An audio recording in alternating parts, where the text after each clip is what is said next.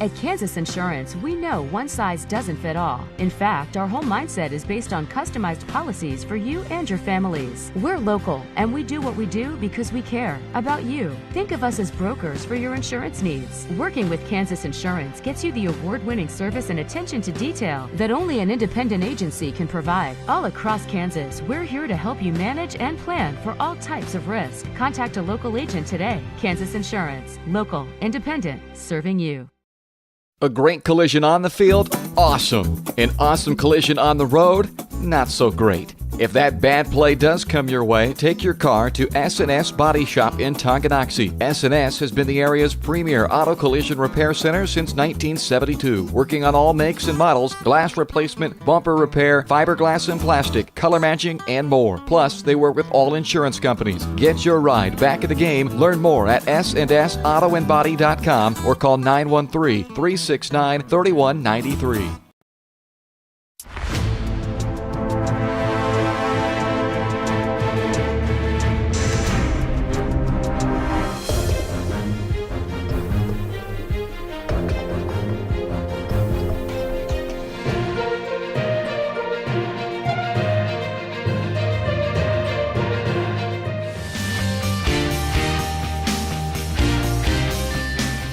For a winning team, contact White Birch Properties, the real estate MVPs. Shop local and save at Brothers Market in Tonganoxie, where we treat you like family. Brothers Market has great everyday deals throughout the store. Enjoy fresh cut steaks from the meat department, the freshest fruits and vegetables from the produce aisle, and savor the flavors from the bakery. Check out their weekly ad to get the best deals on what you need. From apples to aspirin, Cool Whip to cool crisp lettuce. Brothers Market, open daily. Learn more at shopbrothersmarket.com. First State Bank and Trust is with you wherever you are with complete online banking. Cheering on the Chieftains once again? Why not pay your bills online? Waiting on your kiddos to get out of school? Seems like a good time to make a transfer. Or how about making a deposit from here? Back in the gym for another night? Why not get an e-statement while you cheer on Tongi? And of course, at First State Bank and Trust, you can always bank from right here. Come on in and see us and get your very own Chieftain card. To learn more about all the great ways to bank with First State Bank and Trust, go to firststateks.com. Has your furnace left you out in the cold? Pipes plugged? Are you underwater with your water heater? If so, you'll be glad you called Ladd. Ladd Service Company in Tonganoxie has been your heating, cooling, and plumbing specialist since 1986.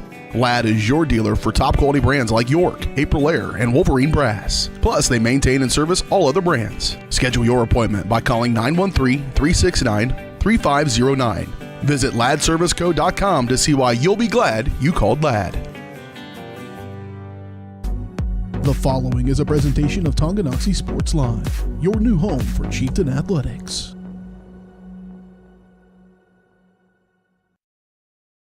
It's time for the Chieftains on your new home for Tonganoxie High School athletics. Tonganoxie Sports Live. Tonganoxie Sports Live is presented by Kansas Insurance, locally owned and operated. Learn more at kansasins.com. Also by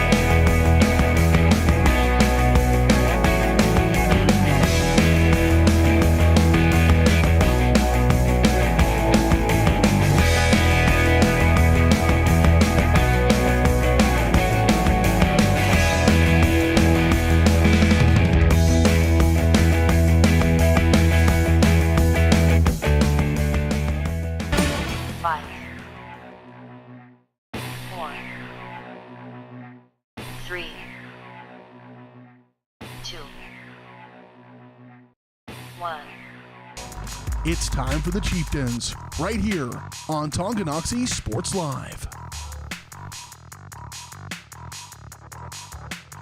And for one final time in the 2023-24 season, welcome inside at Chieftain Arena for regular season basketball here on Tonganoxie Sports Live, and it is presented by Chieftains Insurance. They believe in taking time to issue personal care and attention to each individual client to see how they can help you protect what matters most. Call them at 913-369-6600 as we cruise along into the S&S Body pregame show.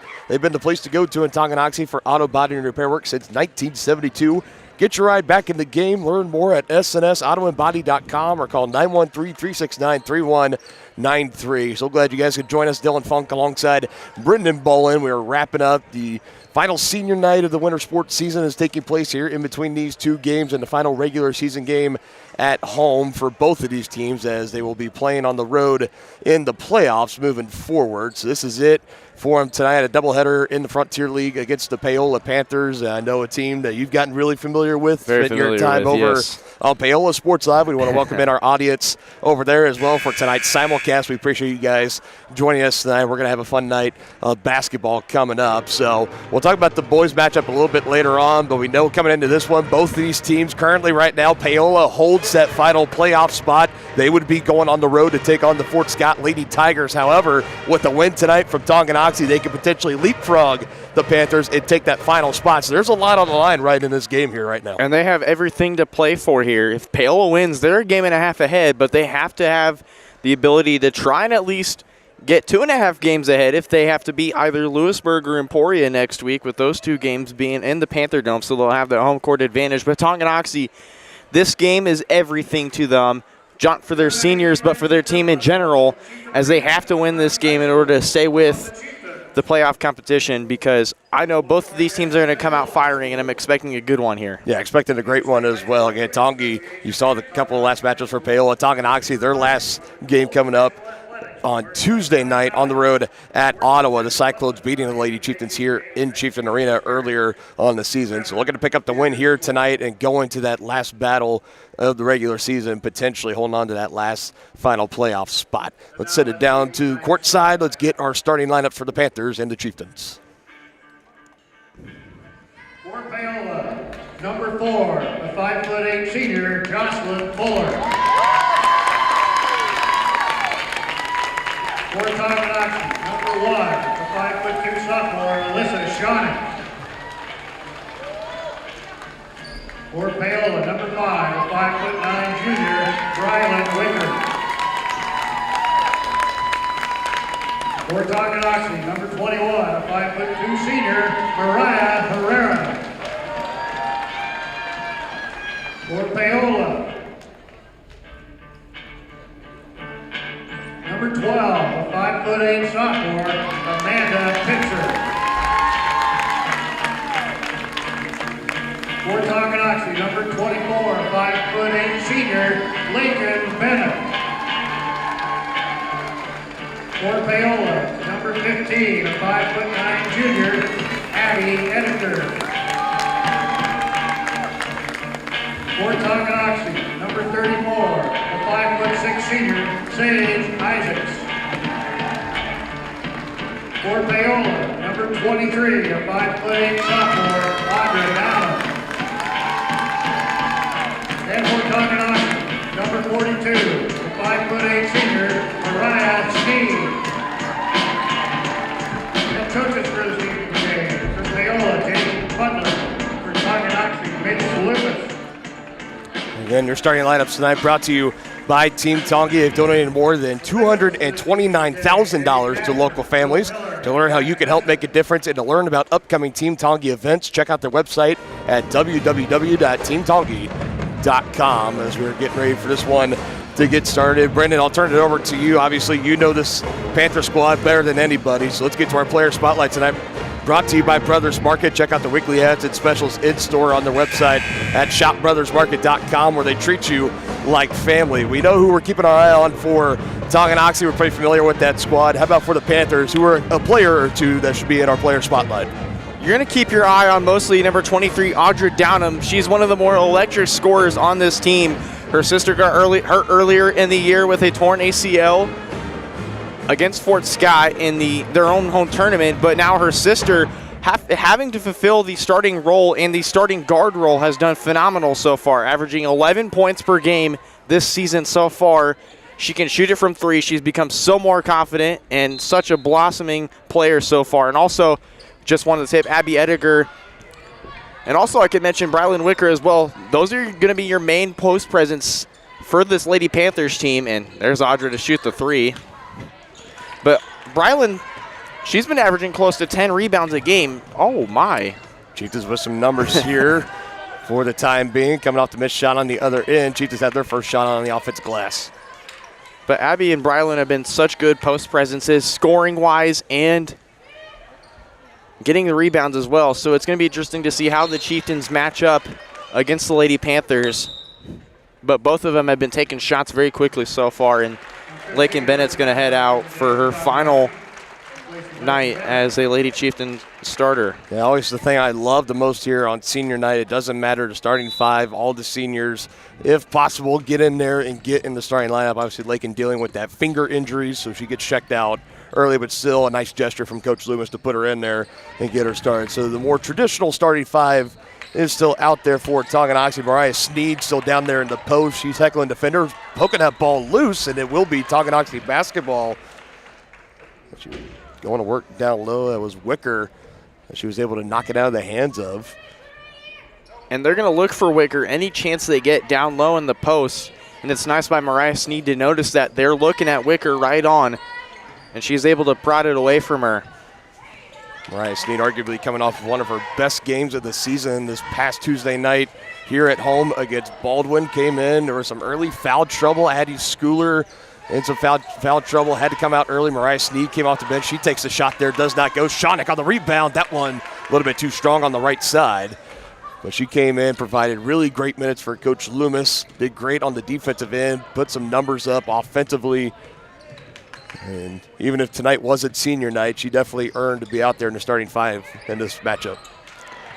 And Downham had an open lane, but then lost it inside, and they're going to get a jump ball going the other way. So Paola almost had quite the scoring chance, but just an unlucky event there for it to have their second turnover on the game so far. As we take another look inside again of the Chieftain starting five lineup, like you've been already being checked out, but those are your starting five. And a shout out to the Tonganoxie media class, graphic department, whatever they want to be called, for coming out with these awesome graphics for us as we have our first bucket of the game. It's Mariah Herrera. She gets her senior night off started with a bang. And normally we'd love to see her shoot the ball from the outside, but she's been so well shooting it from the inside as well, and it's nice to see her already going off that mark, and Paola just having another unlucky turnover there. 3 turnovers on 4 possessions so far for the Panthers. Going to need to try to clean up on that as they go forward. Tough break there, too, as it went off the back heel of a player. The back was turned to the ball. I believe it was Amanda Pitzer. Now it's Maslak from Herrera in the far corner. That one doesn't go. Long rebound tracked down by Herrera and the Chieftains. Paola, they love to blend in that 2-3 zone. It's their specialty. And his recipe for success is the Chieftains now have another turnover here on this one. Already 5 combined between these two teams. Only just a couple minutes into this one. We'll be interested to see either to tidy up on that as we go along. We've already seen a couple of entry passes down low where Tongi trying to attack this Paola defense, and they've gone awry, out of bounds, almost coming away with a potential another takeaway. Now one-on-one down low. Wicker over Sneed, and is fouled. And Sneed just didn't have the right reach on there, and Wicker is going to go up and push you up every single time she is able to. So now it's a matter of can Brylan Wicker knock him down here.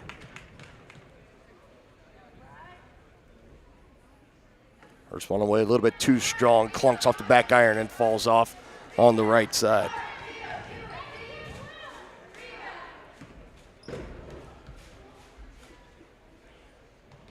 Second one, able to make the corrections, and the first points of the game for the Panthers come off a free throw on the back end for Wicker. 2-1 contest, closing in on 5 minutes to go in the opening quarter. Shonick dribbling in, lost her footing, able to kick it out to Isaacs. Now gives to Herrera at the left wing. Good hesitation, gets by a defender, was trying to go back to Isaacs, and another one thrown away. Both teams with 3 turnovers. Maslak almost coming away with that one again. So Schooler's going to check in now for Sneed. I mean, what a game from her on Tuesday and her second start. I mean, like I mentioned, she's not the player that is going to score a lot, but she's going to be the one to grab those rebounds. And what a drive there. Not a lot of resistance on Pitzer. She just got the inbound. It took it all the way around on that right side. No one was giving her any resistance. She took the space, and nice bank in on the glass gives the Panthers the lead. Dylan, when I tell you it's her favorite shot, I mean it is her favorite shot. The running floater she throws up, and Shawnick just answers right back. But when I tell you she loves running floaters, I mean she shot them about 90% of the time in the second half of the season. I mean, anytime she gets it, she'll just run up and shoot a floater, and about 75% of the time it goes in. But with this time, she had a little less defense on her there, and it worked out. Got that last foul on Shawnick for her first, second team foul of the quarter for Tonganoxie. Speaking of Shawnick, knocking down the three at the other end, give Chieftains back the lead, 5-3. And talk about a shot that the player likes. Nobody other than Alyssa Shawnick, as another one thrown away by Paola. Not afraid to pull the trigger from downtown. One of the best three-point shooters on this team, arguably, if not the best. Something Tongi has to limit tonight is fouling in general. I mean, you saw it. They've had two players foul out, being Schooler and Sneed. So, and their aggression's already showing. They have 2 fouls to start this first quarter, so they're going to have to tighten down a little bit and not be as aggressive and just let Paola try and do the work and play their best defense without being as aggressive as you need to be. Yeah, we saw Coach Loomis had to get deeper into his bench earlier in that game on Tuesday as Wicker's open underneath, blown coverage. She's got 3 early, and we're tied again at 5. Yeah, that was a problem. We don't see Coach Loomis get too deep into that bench. Usually sticks with about an 8-man rotation at best, but multiple players with 3 fouls in the first half forced him to change that. That running floater too strong for Maslak as it falls off the front, and the Panthers coming back the other way.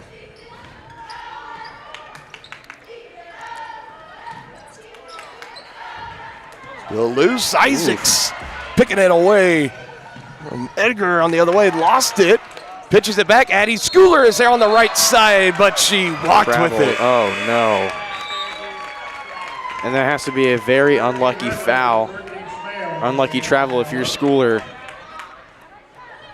She was at the right place at the right time. Just had too many 2-steps there.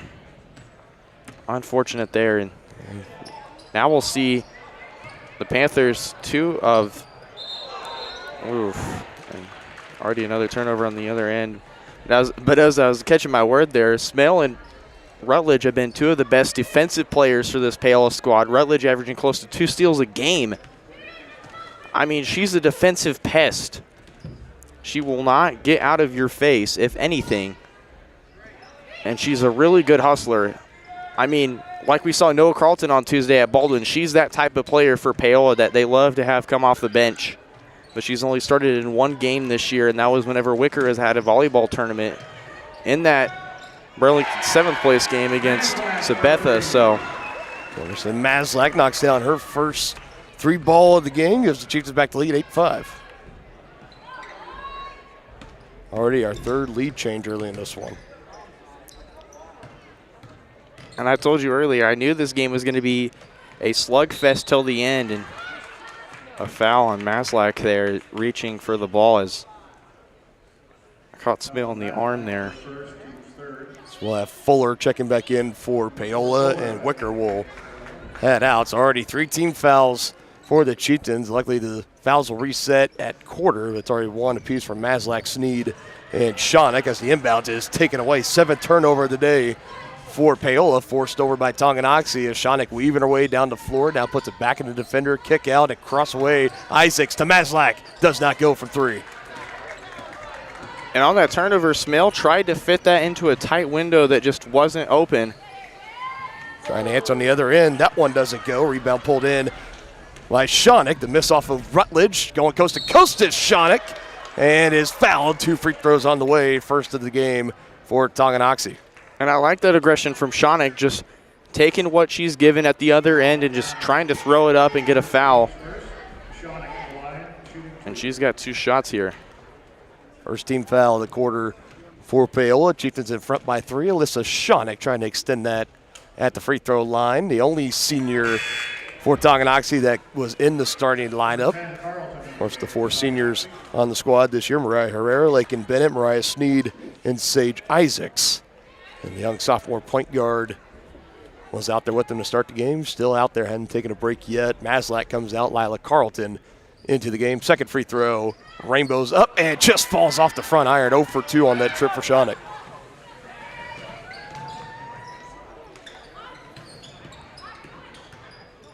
Downham, driving, almost lost it, goes up and under. Nice move and a finish with the right hand. She went full Marcus Mariota there. I mean, gets the pass deflected, gets it right back, and has a nice finish underneath. Do not ever talk about Marcus Mariota in that Tennessee Titans game ever again around me. I still struggle from time to time. Coming off back-to-back Super Bowl wins, I still think about that game. Okay, correction. Lamar Jackson. I think that's a better one that's less angry. At least we won that game. Another foul call. Here on the floor for Paola. First trip to the line for Isaacs in this one. It's going to be on Jocelyn Fuller, her first. The second Chieftain out of this quarter to shoot 2 free throws.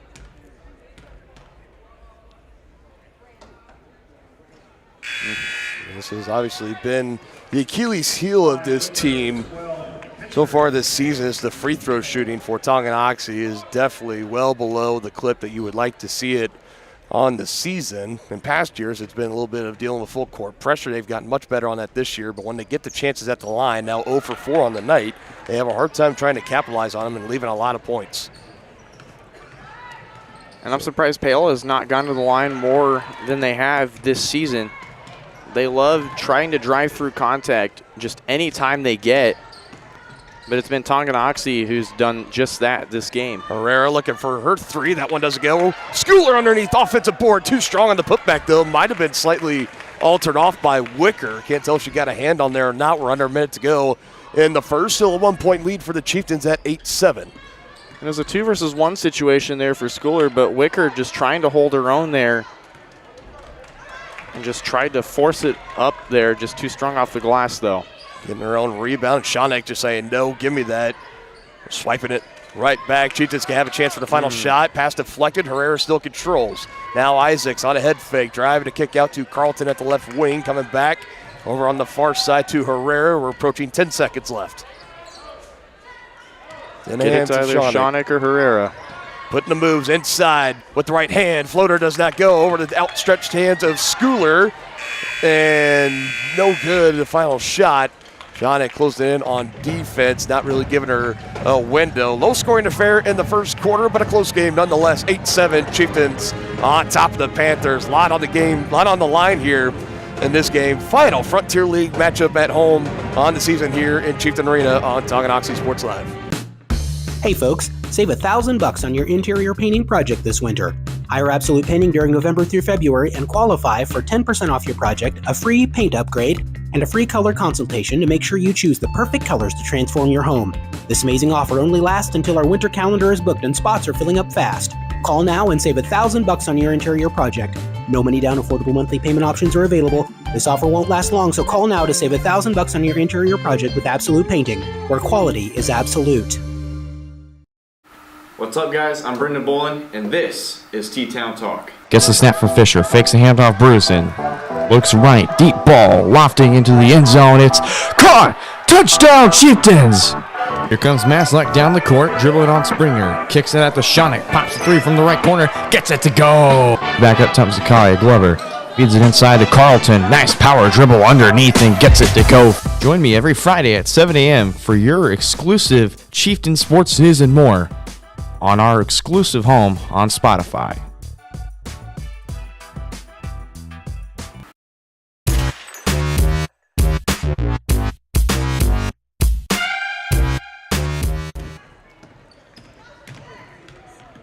Start at quarter number 2, just getting started on Tongi Sports Live. Dylan Funk alongside Brendan Bolin. Another ball loose, and turnover number 9 on the night for Paola as Shawnick is hip checked, and they will say in the act of shooting, so another trip to the line for Alyssa Shawnick and the Chieftains. It'll be the 3rd in total. Only 1 trip in that first quarter for Paola. That's Downham second, so if you're Paola, you've got to tell Audrey Downham to be careful here because it's one of your best scorers and your leading scorer, in fact. So the Chieftains make their first free throw on the night. Snapping the streak of missing 4 in a row in that first quarter. Lead extending to 2, trying to make it 3 and break double digits. This next one from Shonik. Speaking of 4, Shonik now has 4 in the game, the leading scorer of any team. Make it 5. Great minds think alike. I knew you'd say that. I figured I'd just say it first before you did. There you go. Shot put up there, does not go. To rebound underneath by Shonik. So 3 lead changes and 1 tie already in that first quarter. Expect more of the same as we go along as another travel call there. Maslak dragging that pivot foot. 5th turnover so far for the Chieftains. And Downham, what I love about her is the fearlessness she has going to the basket with any sort of contact. There's 3 people in there. She didn't get the shot off, but she was still determined to try and score something, whether it be anything. That's the kind of player she is, the kind of player Paola needs if they want to have a solid run in sub-state. Good pass underneath and a kick out. Foot on the line, long range 2 does not go. Fighting for the rebound, Addie Schooler able to bring it in before it crosses over in the baseline. Again, for Addie Schooler, can't say enough about the young freshman. Still looks a little bit sometimes like a newborn calf or dress with that, trying to find her footing out there at times. You know, as a freshman, has a couple of varsity starts under her belt, has seen her minutes drastically pump up in volume over the second half of the season, especially in the middle of the Tonga Invitational Basketball Tournament about a month ago. And like you said, the points, not quite there yet, but those will come as she ages and matures and gets more and more time under her belt. But what she's been able to do this early for me on the offensive defensive boards, I mean, that's already so valuable, able to keep some extra possessions alive for the Chieftains. And I mean, that's all Coach Loomis can ask for. Just find your footing and just keep working at it. Yeah. I mean, I'm pretty sure Alyssa and Emerson and maybe even Farrah could say the same thing about getting some varsity time in as well. I mean, Alyssa had to start from day one. She was thrown into the fire. Schooler had to wait her turn a little bit and perform well on JV to be here. So, power dribble underneath, goes up, does not go. Ball loose, getting her own rebound. That shot was from Wicker. I believe she's the one on top of it. Another jump ball. Possession arrow brings it back to the Chieftains. But, I mean, she's done a phenomenal job as she checks out here now. But such a phenomenal job, whether it's getting rebounds or even trying to put up shots. Although it's probably not the game she wanted for herself and maybe Coach Loomis wanted from her, she still showed that aggression and still showed the amount of tenacity she's able to play with. And I'm sure Coach Loomis is excited to have her for 3 more years this season. Yeah, just the fact to go out there, have the confidence, and just keep playing and don't let your confidence waver. That speaks volumes to Coach Loomis. Still a 3-point ball game. We're just under 6 minutes to go in the second quarter. Chieftains back on the attack in the hands of Isaacs. Back up top to Shonik. Quickly to the near side to Herrera, trying to go to work. Finds Isaacs, dumps to Sneed, collects on the left side. Shot a little too strong. Tight defense. Maslak got to be careful. Almost could have been called for her second foul of the game there, but whistle not blown. Clear lane for Fuller on the drive in. Just can't get it to go. Wicker on the rebound and put back. 2 more free throws on the way. It'll be the second trip for Wicker as she was able to get to that ball off the rim before Sneed could. And anytime there's a second chance rebound available, it's going to be Wicker about 95% of the time coming down with it. And she is able to just force a shot up and get 2 shots here. Leading scorer right now for Paola at 3. As Schooler back into the game, Sneed will come out for the Chieftains. Went 1 for 2 on her last trip, hit on the back end, trying to repeat here. Rattles in and out.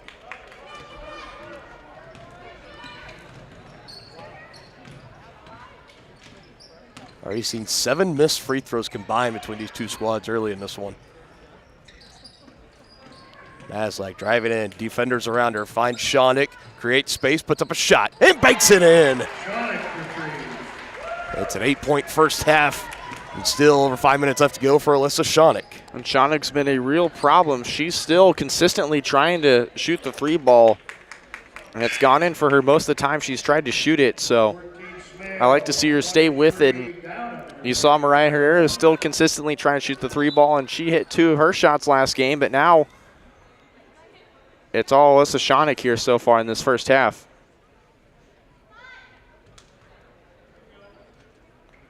Geez, it's a good clip from downtown so far, 2 of 5.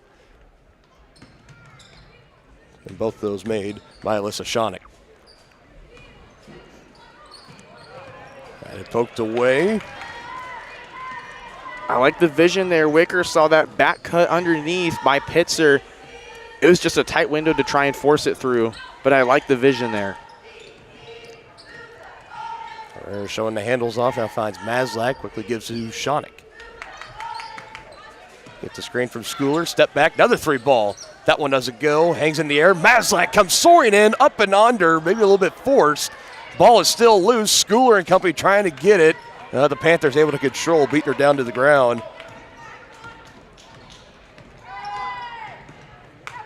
On the other side, Wicker contact, but no whistle, still makes it anyways. Now 5-4. Wicker still staying consistent despite the amount of pressure the Chieftains have put on her in the paint. I love to see she's still going at it. But defensively, the Panthers on the rebound have to stay strong with the ball. They've been forced out of it several times. And like the idea from Isaacs, just a tight window, couldn't get to Schooler. Now off the turnover and back-to-back lay-ins for the Panthers as we're back to a 1-possession game. That's Downham on the finish. The Panthers normally during this time, they will show some fight here. They're not afraid to go down despite how much scoring is going on. They love to claw their way back into games and make it very close, intense for the other team. And now is their time as they're within 1 possession right now.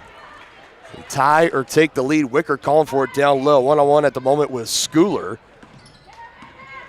They're trying to knock it loose. Can't quite do it. Picking up the dribble is Pitzer. Hands off to Downham.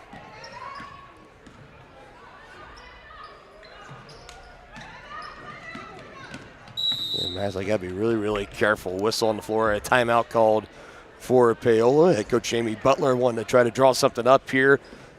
2 minutes, 59 seconds still to go in the second quarter. It's a 2-point ball game. Panthers on a run, can tie or take the lead on the other side here on Tonganoxie Sports Live. For more than 20 years, Gherkin Rental has been the place to go to get the job done in eastern Kansas and western Missouri. With a huge selection of quality equipment, from roll-offs to trailers, telehandlers to generators, power washers to popcorn makers. Experienced equipment professionals and clean, well-maintained tools to help you get the job done right. The first time, Gherkin Rental. Stop by any of their 13 locations across the KC Metro or call 855-GHERKINS. That's 855-437-5367.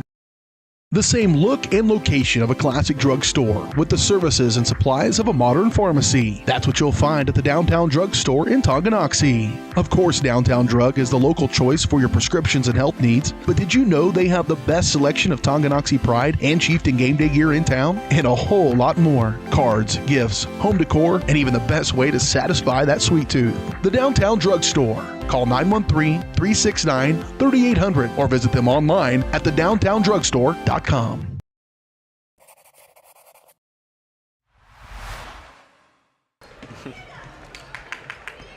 See what the Panthers were able to come up with. Good pass. Momentum taking them a little bit too far on the catch was down. I'm forced to kick out. Now a drive poke loose by Isaac. Shonick able to control. Got that as turnover number 12 now for the Panthers. Now the Chieftains can take these turnovers and make them hurt on the other end. This could be a different story right now, but it's a 2-point ball game. Just a little over 2.5 to go until we hit the locker room for halftime. And Rutledge is in mostly as a defensive presence. She normally likes to be subbed in here close to this time. Schooler catch it, collects, draws contact. She'll go to the line now.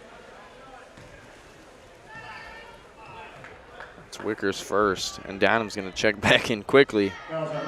Normally they run a 7-person rotation here. Is Downham and Ediger on the bench currently, as Smale and Rutledge will normally be the first 2 off the bench, and then they have 3 more kind of later in the second half that play a lot of JV minutes just to get some exposure.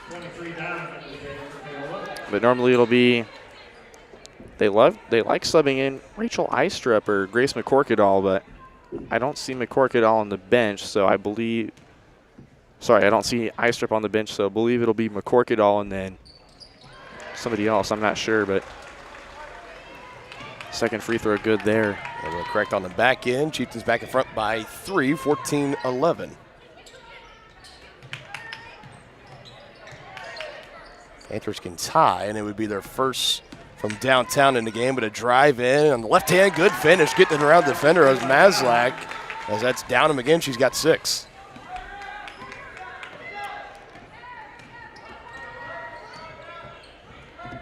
Chieftains just have not been able to get on a run and put some separation between them and the Panthers. They've been, if you're Paola, keeping it close.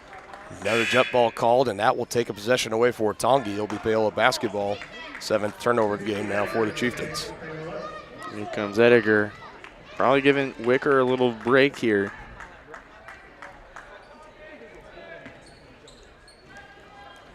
But some nice defense to force that one away. Smale, nice job jumping on that one to force the turnover there. Picked up the shot, gets her own rebound to running floater. Second shot doesn't go. Batted out near the baseline. Tongi basketball as Ediger couldn't quite get a handle of it. Another quick substitution in. It's Fuller for Paola, and Downham will head out. Rapid substitutions here for Paola as we're under 2 minutes to go till halftime.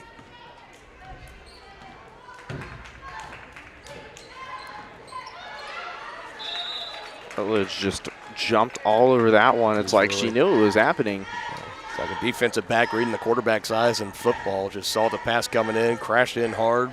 Possession arrow does keep it down here with the Chieftains, however. Shawnock on the inbound out there with Schooler, Isaacs, Maslak, and Lila Carlton. Schooler perfectly designed in the finish for her first official field goal. And it's a nice setup there for Schooler. Just has that size over the whole court. Just easily lays that one in. 3 ball in the way and banks it in. The first from downtown of the game. It's Rutledge. And we are tied again for the second time in this game at 16. Rutledge, I love to see her with more confidence shooting the ball. She normally didn't shoot it towards the first half of the season. Then in the Burlington tournament, she shot it a lot more. And I talked to her about it at Chanute, and she said, I feel just more confident, and I feel like it helped my team better. And there's that 3. She's been sinking one in pretty much almost every game. One Gophers in and out for Shawnock on the other end. Panthers looking for the lead. Be their first lead since it was 3-2 early in this game. Shawnock looking at it, getting down on the ground, taking it away. Now Maslak on the left side goes up and is fouled is what they'll say. They'll tag that one to Smale, 34.5 seconds, and a chance to retake the lead at the line for the Chieftains. It'll be Emerson Maslak. And that's the kind of player the Chieftains love having is Alyssa Shawnock, just so aggressive anytime she gets on the floor, and she's not afraid to go down for the ball or shoot up the smart shots. One of the more talented young players in this Frontier League.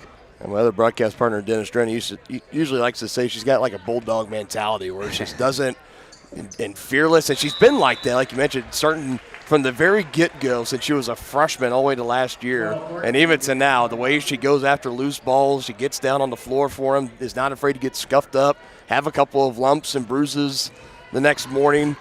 Just absolutely fearless play for Alyssa Shawnock.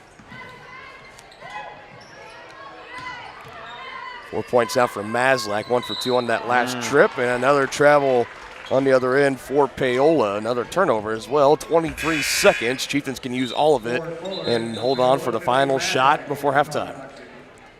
Downham just trying to keep the ball moving there, but just dragged her foot extra there. Just an unlucky turnover, but it's going to give more leeway to the Chieftains to have that last shot, and they got 23 seconds to hang on to it.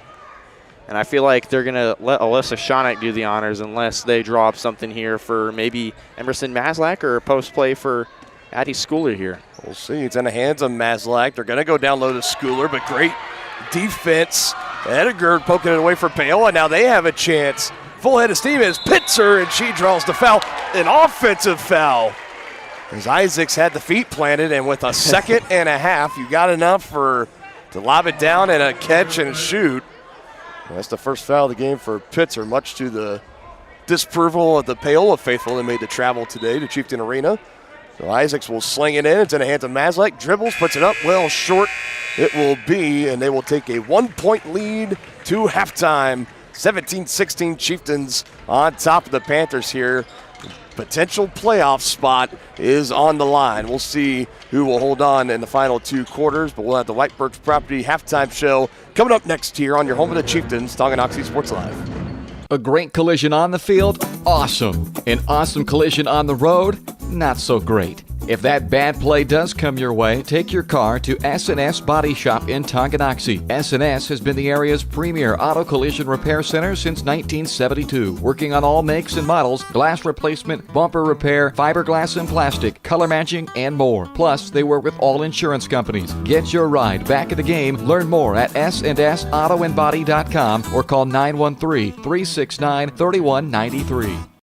Whether you're an athlete looking to get back for another big win or you're just trying to win at life, Dr. Adam Ludwin at Win Chiropractic and Sports Therapy can get you back in the game. Dr. Adam has the tools and skills to have you feeling your best in no time with chiropractic adjustment, physical therapy, cupping, taping, muscle scraping, on-site x-ray, and more. Lose the pain and win the day at Win Chiropractic and Sports Therapy, now open in Tonganoxie. Book online at winchiropracticst.com or call 913-214-1020.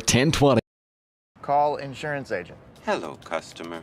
Oh, great. I just had a quick question about my insurance. You are 312th in line. Oh, it's just a real quick question. Would you like a callback in 6 hours? Sometimes humans are just more helpful. Hey, Max, I can answer your insurance question. Awesome. Appreciate it. Farm Bureau Financial Services. It's your future. Let's protect it. Contact Farm Bureau agents Tex Vandervoort and Jerry Sanders in Tonganoxie today. Thinking about starting your next outdoor home project? Be sure to call 811 before you dig. After calling 811, wait a few days for utilities to mark your yard with paint or flags to avoid unintentionally hitting a utility line. Hitting a buried line can disrupt service in your area, cost money to repair, or cause serious injury. Southern Star asks you to help protect our community. Know what's below. Call 811 before you dig. For more than 15 years, Lynch Real Estate has been a leader in the KC Metro. Hi, I'm Dan Lynch with Lynch Real Estate, inviting you to come let us prove to you why Lynch Real Estate is a name you can always trust. Dan and his team have built a reputation for unparalleled customer service and satisfaction by building lasting relationships. Learn more about Lynch Real Estate at lynchresidential.com or give them a call at 913-369-3000. Whether you're a first-time buyer or a high-end seller, I'm here to make it happen. Hey folks, save $1,000 on your interior painting project this winter. Hire Absolute Painting during November through February and qualify for 10% off your project, a free paint upgrade, and a free color consultation to make sure you choose the perfect colors to transform your home. This amazing offer only lasts until our winter calendar is booked and spots are filling up fast. Call now and save $1,000 on your interior project. No money down, affordable monthly payment options are available. This offer won't last long, so call now to save $1,000 on your interior project with Absolute Painting, where quality is absolute.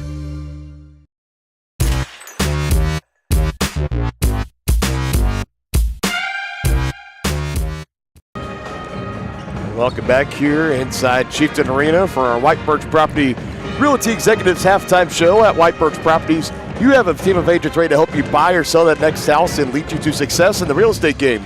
Visit them at 1203 State Avenue, Suite B in Tonganoxie, or call 913-417-1007. Dylan Funk alongside Brendan Bolin. 17-16 ball game at halftime. Chieftains on top of the Panthers. A back and forth contest. 2 ties, 3 lead changes in that first half. Tongi led for the majority of the time, but give credit to Paola. They kept it, didn't let him get too far in front, kept him close the majority of the time, especially made a run there in the second quarter. And really, the lead hasn't been much bigger than about 3 or 4 points for either team.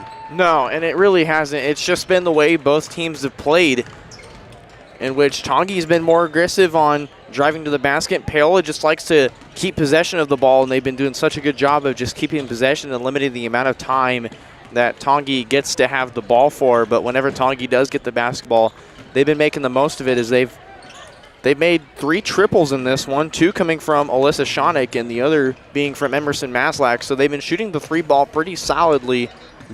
And they've been also doing a good job of getting to the line, which I'll kind of overtake your free throw totals. Go ahead. They went 4 of 10, 40% at the line. Schoenig being 2 of 4, Maslach being 1 of 2, Scorer being 1 of 2, and then Isaac's not making one. But that's what they've been doing that Paola needs to do, and what I've not seen from them is going to the free throw line and drawing contact. Well, and a big part of that, though, is that they have a hard time.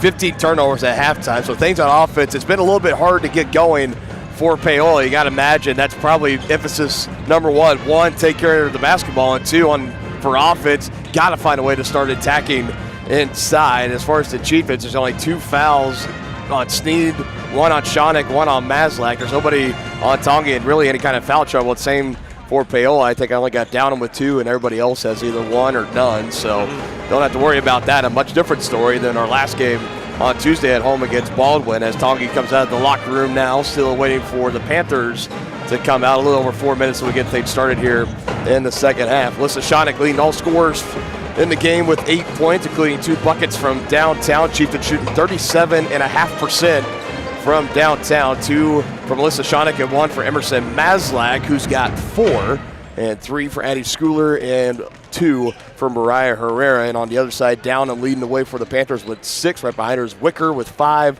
and 2 for Pitzer and 3 for Rutledge, the lone 3-ball in the first half for Paola.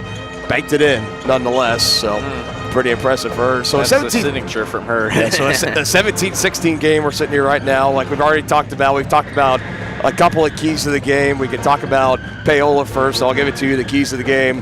What do you think Paola needs to do better out of what we've already said, a thing or two that they need to try to execute better on in the second half? This is still a 1-point ball game, like we said. The likelihood of the winner of this game clinching that final playoff spot here that's coming up on next week or so. This is a big game on the line, so 1-point game. What does Paola need to try to execute on better in the second half? And obviously, like you said, the first point that we talked about is Paola needs to take care of the basketball. They did a better job of it the last 2 weeks. Not having many turnovers, they didn't have more than 20, and now they're close to matching that total. So I think taking care of the basketball and trying to run an offense that's a bit quicker to try and confuse this Chieftains team is your number 1 priority, and I feel like that's the reason why they're taking so long in the locker room, is to try and dial up something in the locker room. And then obviously your second reason is try and formulate something, whether it be just getting on key with each other, because there's been a lot of instances so far where the reason why it's costing them a turnover is they weren't on the same page or a pass, or they just tried and fed a needle through a thread that was just too thin that they couldn't fit it through. So I think your number 2 priority is to just get on the same page with each other throughout the game, and that's whether it be talking or simply just taking your time and looking at your options. Yeah, and I think we saw the Chieftains be a little bit guilty of that too in that game. We saw them early trying to force it down low and overthrowing the post player down low, whether it was Schooler, whether it was Sneed. Got to try to find a way to be a little bit better on that. Try driving it to the lane, taking that defense with you. They're so good. A lot of times Schoenig and Herrera in on the drive, taking the defensive eyes on them, able to dish that ball inside to the open post player down low. They've shown the ability to do that through the season. I think that's something they're going to be trying to focus on too as this second half starts. You don't want to fall in love with the 3-ball. Obviously, you're shooting pretty well on the night, 37.5%, but still it's a 1-point contest, so keep shooting at that percentage. It's probably not going to end up working out for you. So you got to find a way to get the low to medium range buckets going for you and still mix in a pretty, a pepper dose of the 3 balls going down here and there, but don't fall in love with it from downtown. Those are our keys to the game tonight, brought to you by First Security Bank, proud supporters of Chieftain Athletics. We'll step aside for a moment. Third quarter action up next here on Tonganoxie Sports Live as you've been watching the White Birch Property Realty Executive Halftime Show. For more than 15 years, Lynch Real Estate has been a leader in the KC. The Tonganoxie Recreation Commission is committed to creating community through parks, people, and programs. And now, with their all-new activity center, the Tonganoxie Rec Commission can do even more. Tongi Rec understands the benefits reaped through recreation are endless. Tongi Rec has a long list of classes, activities, and programs for the young and young at heart. For program pricing and schedules, call 913-845-3502. Visit them at the all-new activity center at the Tonganoxie High West campus or go to tongirec.org.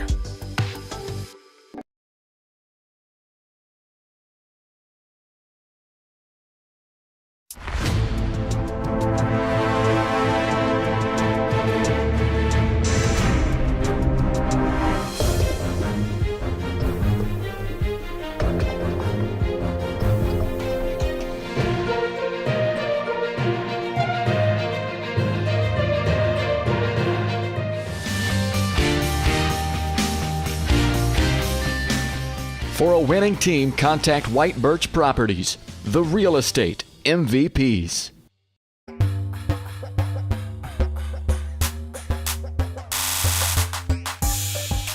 Coach Butler, where you at? All right, so we're just getting ready to get things started. And for anyone that's interested, the Panthers just now came out of the locker room and are on the floor. Skipped the warm-up session. Still haven't seen Coach Butler yet. Well, we got Coach Schumer, though. That's all that matters. Yeah, so.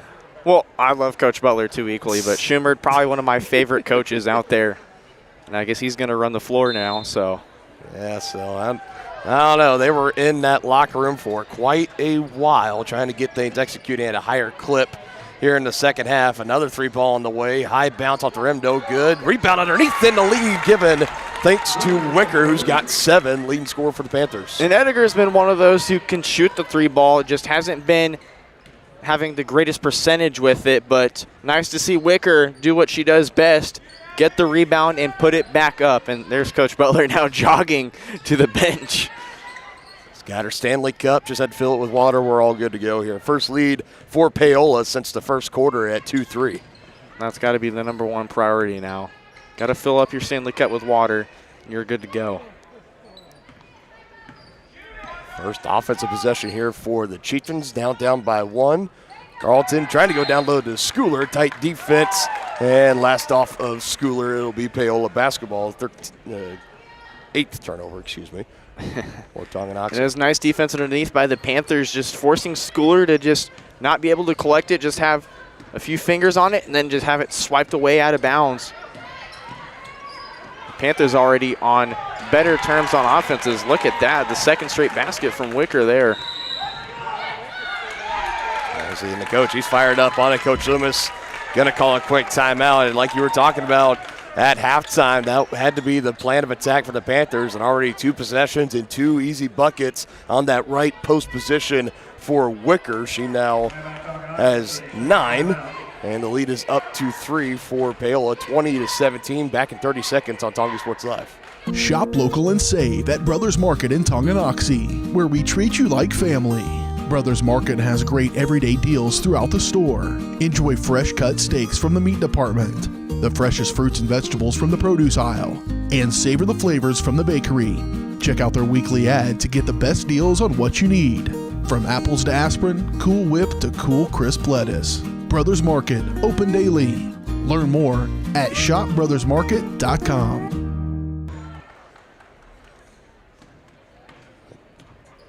Safe to say, quite agitated, Coach Loomis, during that 30-second timeout. And now that's not going to make things any better. Turnover again, back-to-back possessions to start this third quarter for the Chieftains, and 3 straight buckets for the Panthers. That time it falls for Pitzer.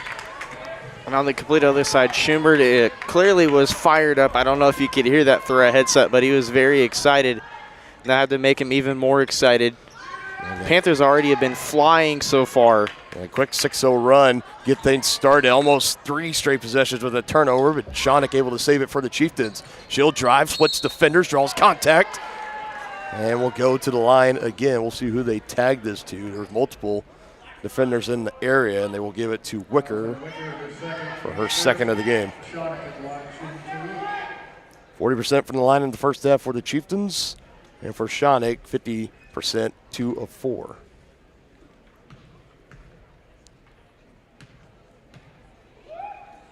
And stop the 6-0 run. Does it at the line right there and knocks down the front end. And that's the one thing the Chieftains have done better than this Panthers team is attack the rim. Jonik already 50% at the line. Has been one of those driving factors for attacking the rim, and like our partner Dennis Drennan over there mentioned, the Bulldog mentality she has and she plays with. Jonik, the first player in double figures tonight with 10 right behind her. Was Wicker with 9. First field goal of the game for Fuller, as the Paola offense seems to be humming here in the third. And it's nice to see that they have Jocelyn Fuller in the offense. Whenever she's open, she loves to take shots. And she found the right one there and perfected it there.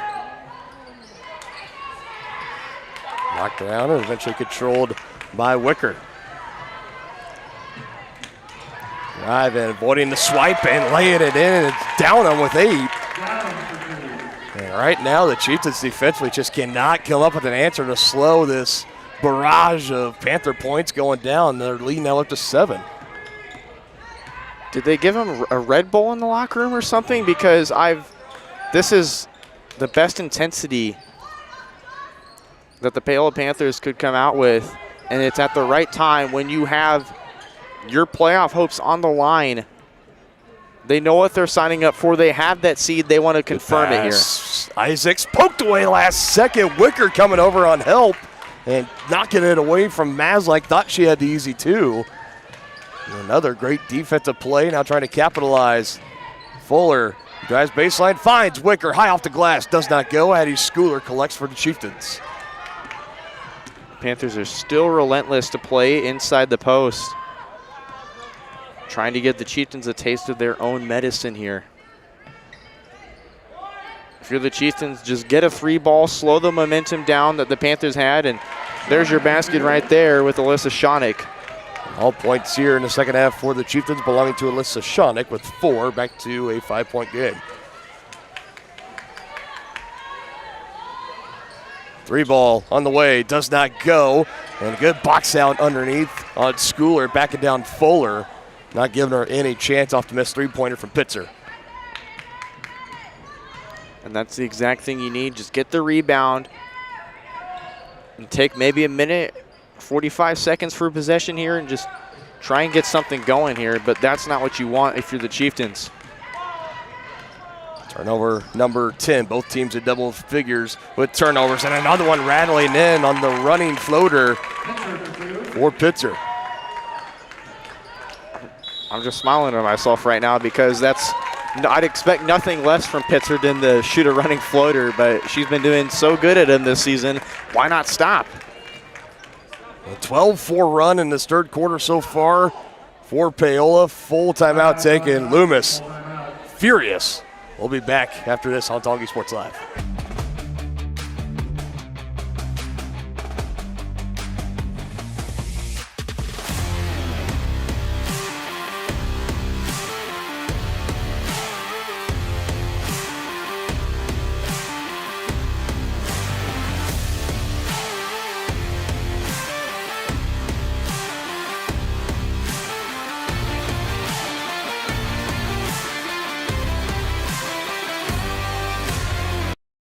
A great collision on the field? Awesome. An awesome collision on the road?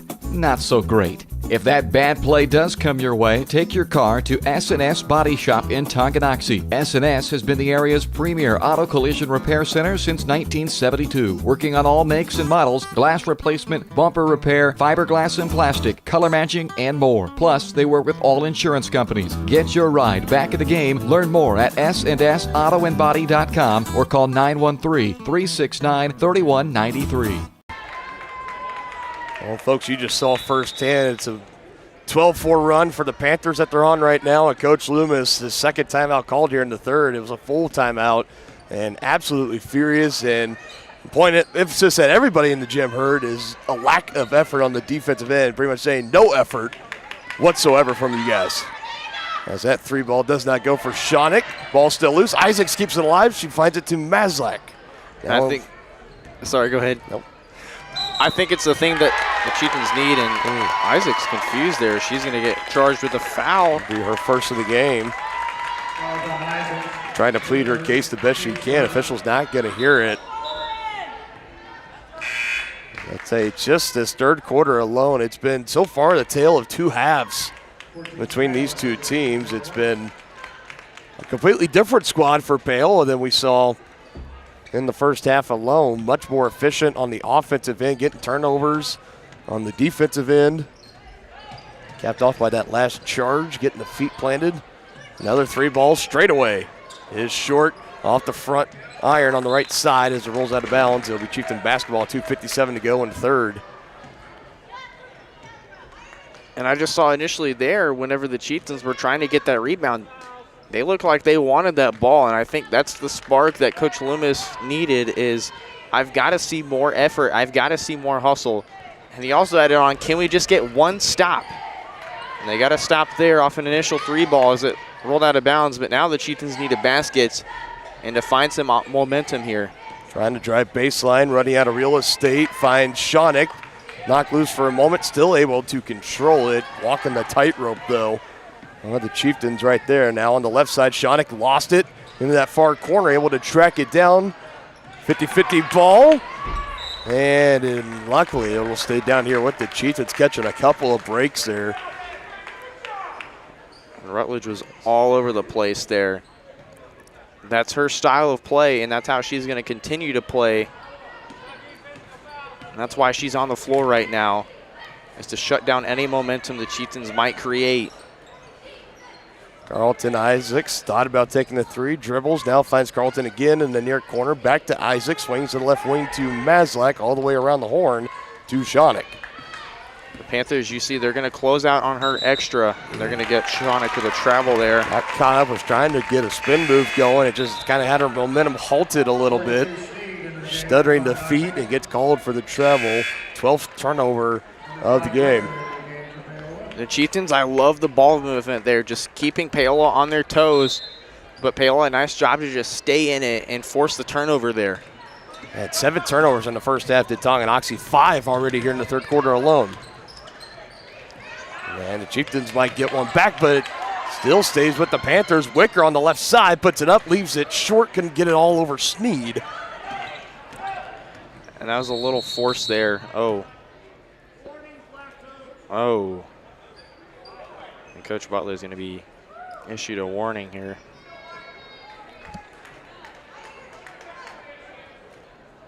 Well, just a warning. There's no technical, there's no ejections, anything like that. Just a warning that is issued, but on a very short leash now is Coach Jamie Butler. And that's the one thing Coach Butler is known for, is her energy on the sideline. And I mean, Dylan, when I say she went in a referee's face after, having 2 unnecessary injuries, I mean she was in the referee's face. The whole gymnasium could hear it. That's the kind of energy like Loomis has for her players. And she's not afraid to share her emotion with any referees in this league. Now the Chieftains are going to get caught for their 6th turnover. 13th total for everyone keeping track at home, and the 3rd foul of the game on Mariah Sneed. Trying to go for that loose ball. 1.5 minutes to go in the third. A 7-point lead for the Panthers as they have led the entirety of this third quarter. Wicker with 9, comes to the left side. Down low, back to Wicker, trying to go up and on Sneed, and that's going to be number 4 on Mariah. She has the hands over the head. Cannot believe the call. Eddie Schooler will come back into the game for Tonganoxie. This will be the 3rd trip to the line in this game, first of this half, and all 3 of them have come from Wicker. She is 1 for 4.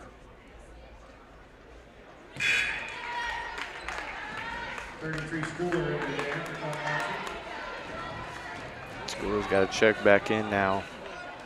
So like it was Schooler in foul trouble and Sneed had to come in to the rescue. It's a little bit roles reversed here a little bit later on in this game. Takes a couple hit about every part of the rim, but falls off for Wicker, and a frustration foul on the reach in. It's going to be on Smale. For only her 2nd Paola's been doing a good job staying disciplined. Only 2 players or 3 players I should say, have 2 fouls. They've been really good job staying disciplined and not letting the frustration and aggression of the Chieftains. And again, trying to force it down low. Multiple Paola defenders getting a hand on it, deflecting it. 14th turnover now for the Chieftains. Panthers trying to capitalize. Under a minute to go in the third. This one goes back, not deflected. Over and back is the call. That's the first turnover for the Panthers.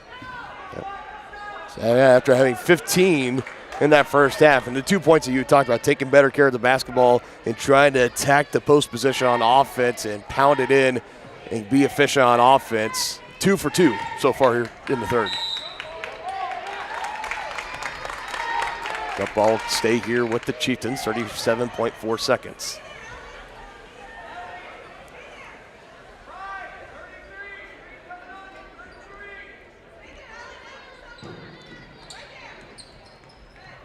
Underneath, Isaac's trying to kick it out, looking for somebody, and nobody was there to control. And Paola can take the rest of the time in this third, just under 30 seconds to go till the fourth. Defense swarming in. Shawnick reaches in there. I'll tell you what, that was a fairly quick whistle for a it was a very quick whistle. I'll keep it down here with Paola, 20.7 seconds. They make a couple substitutions. I think it was a good whistle, but I mean, it was just very quick and straight to it. But in fairness, I think that's something that's maybe been pushed past couple of weeks. I definitely have noticed that over the past handful of games we've done. The Chieftains are just going to double team any opportunity they get on a dead ball. Shot. So last off of Tongi, so still in control of Paola. They lead by 7, 28-21, 7.8 seconds to go in the third. In the far corner, head fake, runs in, perfectly executed. Pitzer, 6 for 8 coming here in the third quarter. Shot from Shawnick, no good, and the largest lead of the game for either team at 9. It's the Panthers on top of the Chieftains, 30-21 as we head to the fourth and final quarter here on our simulcast presentation on Tonganoxie and Paola Sports Live. Across the 20, the 15, the 10, 5. Colton McCann, his third touchdown of the game. Like in the net, that'll be a point for Baldwin. A first touch volley. The substituted forward across the goal line. Touchdown, Trojan. At an opening on the near side. Is he going to take it? Yes, he is. Kaplinger will take it to the house.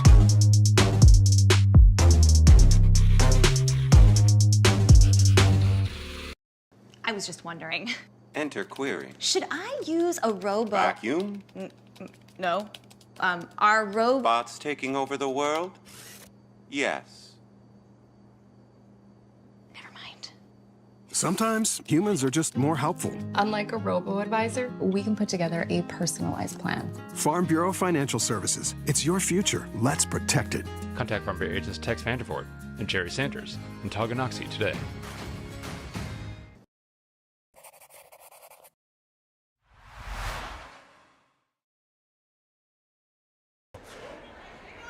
We head to the fourth. It has been all Paola in the second half. It was a 17-16 ball game going into halftime, and all of a sudden it is a 9-point lead, 30-21 for the Panthers. And Brendan, we had talked about it, or you had talked about it a lot, but it's been a flip of a switch in that third quarter as Paola is now starting to get the offense going here in the second half. And I think it's just sticking with your roots of playing in the post, with it being Wicker and Pitzer just doing what she does best, is her running floaters, but having the more spacious approach Pitzer has. But no, it's been a complete flip of the switch there. And I love to see that the Lady Panthers are coming together offensively and being on the same page, as they've only had one turnover that I've accounted for in the second half to start, and now it's going to be Fuller's second foul and 2 free throws for the Lady Chieftains. And Paola forced 8 turnovers in that third quarter on Tonganoxie. They only had 7 in the entire first half. And Maslak goes to the line, second trip in this half for the Chieftains as she misses on the front end. Again, in case you're just now joining us, there's a lot on the line in this matchup. You look at the Keisha standings as the second free throw. High bounce off the back iron and falls down for Maslak. 1 for 2 on that trip for her. She now has 5 in the game. We know if you're in the bottom 2 in the East or the West, you do not qualify. Tonganoxie currently sits in second to last at 3-15, and right above them are these Paola Panthers at 3-14. So a win for Tongi would be huge for them. Potentially leapfrog the Panthers. As for Paola, you come into tonight, you hold on to this now 8-point lead you got. You pretty much lock yourself into that final spot, and you'll be going on the road to take on the Fort Scott Lady Tigers, would be the number 1 overall seed in 4A East. But you would rather have that game than not qualify at all, right? Yeah. And with, Tongi having 1 game coming up, and Paola, they have 2 games at home against very 2 tough opponents. Lewisburg, who, although they haven't had the greatest of seasons by any means, they're still one of those teams where you have to win and be in. And they almost won that game, just a matter of them fouling out, and they lost by 5. That's the whole reason they lost that game. But they, like this one, they were in it to win it. And then they're facing a very tough Emporia team who they just played really well against one of the best 6A programs in the nation. And if you're Tongi, you're facing one of the tougher 4A teams and one of the best Frontier League teams in 4A, the Ottawa Cyclones. Who currently sit right now at number 4. So they would be the 4th seed. They would host. It would be the 4th and final host side of Sub-State, potentially, is Ottawa. And now a very, substantial move or depth move as Marissa Dick, the freshman, comes in as kind of a more face guarder or just pest for Audra Downham, the young sophomore phenom. Coach Loomis trying to do everything he can here, just trying to get something going. And that's that. Ediger's foot was on the baseline there. And you see him just sub Marissa Dick in and sub Carlton out as much as he can. Just as a hustle player and as a pest player, you're down 8 with 6.5 minutes left. You've got to try everything you can to win. And again, Mariah Sneed with 4 fouls. She's really the only Chieftain in any kind of foul trouble. So this is definitely a defensive strategy. The turnovers, though, in the second half definitely have been killing Tonganoxie. Way too many empty possessions. There she goes again. This time out for Isaacs. And then Wicker to check in for Ellie Smale. You got to put your offensive weapons in now. If you're Paola, reading what Coach Loomis is doing. He's setting the 5 for Tongi. You got Marissa Dick out there along with Emerson Maslak, Alyssa Shawnick, Lila Carlton, and Addie Schooler. Open 3, will take it and knock it down as Pitzer. She had a 16-point game against Spring Hill, and she's already in double digits in this one at 11. Now you're forcing a jump ball and a turnover. Oh, nope, they're going to call a foul here instead. My apologies. That potentially looked like the initial indication. That's the 3rd on Downham. So Downham's not going to be a bit more careful here. Sage Isaacs will come back in for the Chieftains. Marissa Dick will head out. As a 1-point lead at halftime has dissolved for the Chieftains. Now look up and are down by 11. Need to get something going, but a carry call there on Shawnick. Turnover number 18 and 11 alone in the second half. As Dick again comes back in, Lila Carlton heads out. Downham looks a little winded here. I think Marissa Dick's doing a very good job at her point, but Downham, she's not going to slow down one bit. And Marissa Dick, a 5'4" freshman, coming off the bench in this one, getting her first experience here at the varsity level. And Coach Butler's going to need to call a full timeout here. And that is what she will do. Her squad, 11-point lead, 33-22 over Tonganoxie, trying to lock up that last coveted playoff spot. 5:42 left to go in the ballgame here on Tonganoxie Sports Live. Transform the look and feel of your home with the perfect flooring from Midwest Carpet Center in downtown Tonganoxie. Discover a world of exquisite carpets, stunning hardwoods, and luxurious vinyl. With over 20 years of trusted service, they are your local flooring experts. And they're so much more than just carpet. Shop a variety of styles from quality brands like Shaw, Anderson Tuftex, Hortec, and so much more. From cozy living rooms to elegant bedrooms, sleek kitchens to stunning baths, you'll find it all at Midwest Carpet Center. Explore online at MidwestCarpetCenter.com. Midwest Chiropractic Center is a friendly and caring clinic providing comprehensive care for your chiropractic, rehabilitative, and fitness needs. Upon entering one of our offices, you are treated like family. The staff cares about your health, and their approach to care proves it. With 3 locations in Tonganoxie, Lansing, and Bonner Springs, plus some Saturday hours, Midwest Chiropractic Center is dedicated to offering affordable, gentle chiropractic care. Midwest Chiropractic Center, getting you back to active.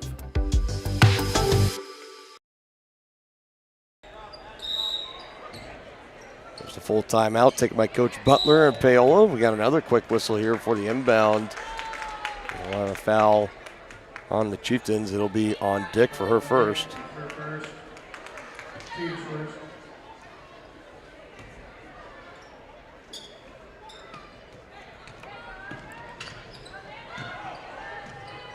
Open room there, just couldn't get it off the glass there. But Paola just found a crease in the Chieftains' game plan, went with it. Because you're just out joining us, it's been a 17-5 run total coming out of halftime in the second half for Paola, charging them out to this 11-point lead right now over Tonganoxie. And for the Chieftains, this is a must-win game here tonight to keep your postseason dreams alive. If you win this, Paola goes back up a game, and they would have the head-to-head advantage. So you would need some help next week, especially when you're going on the road to face a tough Ottawa Cyclone squad, as that one from mid-range doesn't go down for Shawnick. If I'm the 5 Chieftains, left to go. And if I'm the Chieftains, I like this approach of getting your hustle players out there. This is a must-win. This is so that way you don't get knocked off here.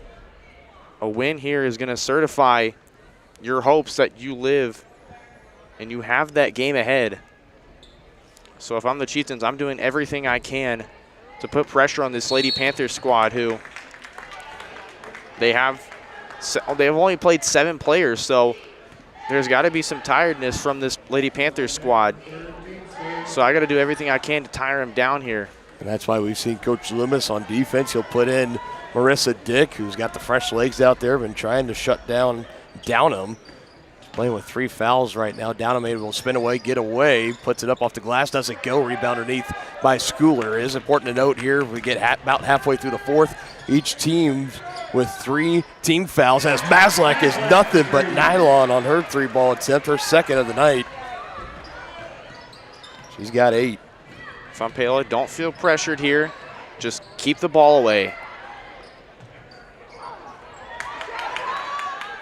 But if I get a rebound and second chance bucket like that, then I'm taking that all day to put yourself ahead by 10 points here. Nice basket from Fuller. Right place, right time, puts it up with ease. Another deflected pass, he'll find his way to Schooler, gives back to Shawnick. Trying to dribble around, tries to do a double team, finds Maslak, tries to go up and under, no foul. It's a walk.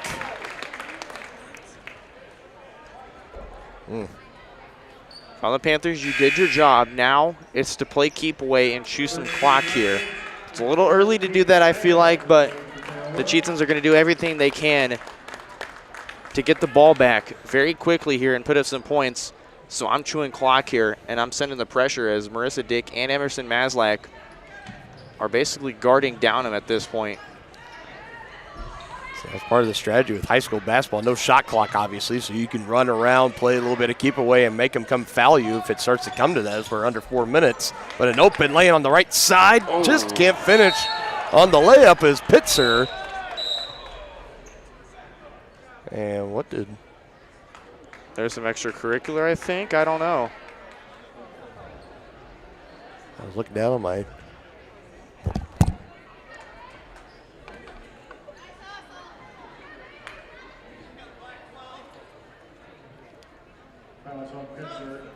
So they get the foul to Pitzer out of all of that for her second.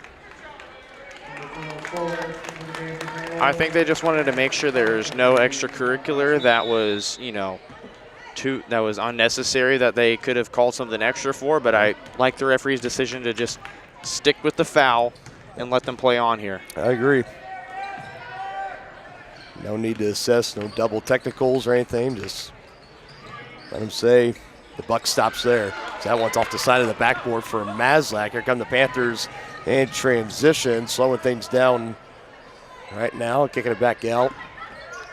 But as I was going to say about the shot clock until next year, as Tongi is going to be one of the teams to apply for the shot clock rule next year from what I've heard. Highly looking forward to that. Me as too. This one is just taken away, pickpocketing Shawnick, and back the other way is Downham, who's got 10 on the night.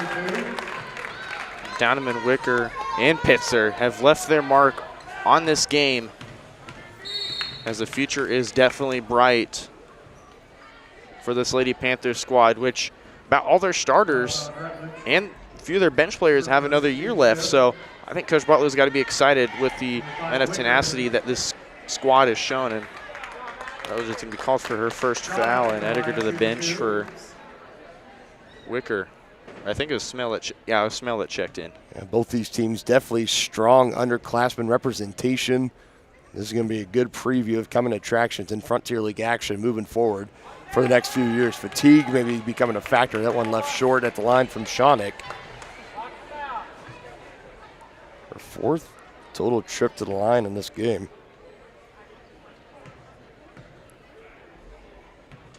Got to make this one here.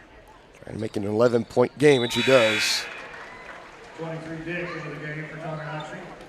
13 points for Shawnick, leading scorer for both teams right now. Full court pressure coming again, and taking it away is Shawnick. Big one there. Chieftains got to be able to score here. Chieftains are in the bonus. Isaac's big three on senior night does not go, but a rebound underneath by Shawnick. Gives to Maslak, goes up strong, and she draws the foul.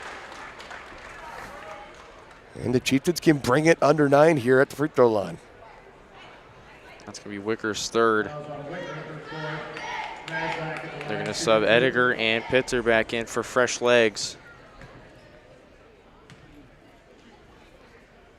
There's like 2 of 4 at the line tonight. He makes the first one. 12 Pitzer, 15 Edgar in the game for Paola. Edgar and Pitzer check back in for Paola. Trying to bring it to a 9-point contest. Emerson Maslak at the line. On the way, a little too strong, and the rebound pulled in underneath by Edgar.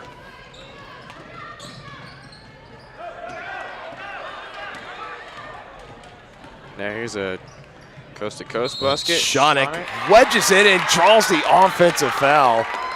No, it unwedged itself and it hit Wicker in the back of the head. One of the craziest sequences we had seen in this game, no doubt. Second foul of the game by Shawnick on the charge. And Kayla Thornton checks in. Got to get some hustle plays. You got to get all the guards you can, all the speed you can on the court. It has to come here now. That's what Coach Loomis is doing, and Butler realizes it and needs to talk it over. She called a full timeout here. Team still up by 10, 37-27, under 2.5 to go in regulation. Chieftains trying to make a comeback here on Tonganoxie Sports Live. Whether you're an athlete looking to get back for another big win or you're just trying to win at life, Dr. Adam Ludwin at Win Chiropractic and Sports Therapy can get you back in the game. Dr. Adam has the tools and skills to have you feeling your best in no time with chiropractic adjustment, physical therapy, cupping, taping, muscle scraping, on-site x-ray, and more. Lose the pain and win the day at Win Chiropractic and Sports Therapy. Now open in Tonganoxie. Book online at winchiropracticst.com or call 913-214-1020. For more than 15 years, Lynch Real Estate has been a leader in the KC Metro. Hi, I'm Dan Lynch with Lynch Real Estate, inviting you to come let us prove to you why Lynch Real Estate is a name you can always trust. Dan and his team have built a reputation for unparalleled customer service and satisfaction by building lasting relationships. Learn more about Lynch Real Estate at lynchresidential.com or give them a call at 913-369-3000. Whether you're a first-time buyer or a high-end seller, I'm here to make it happen.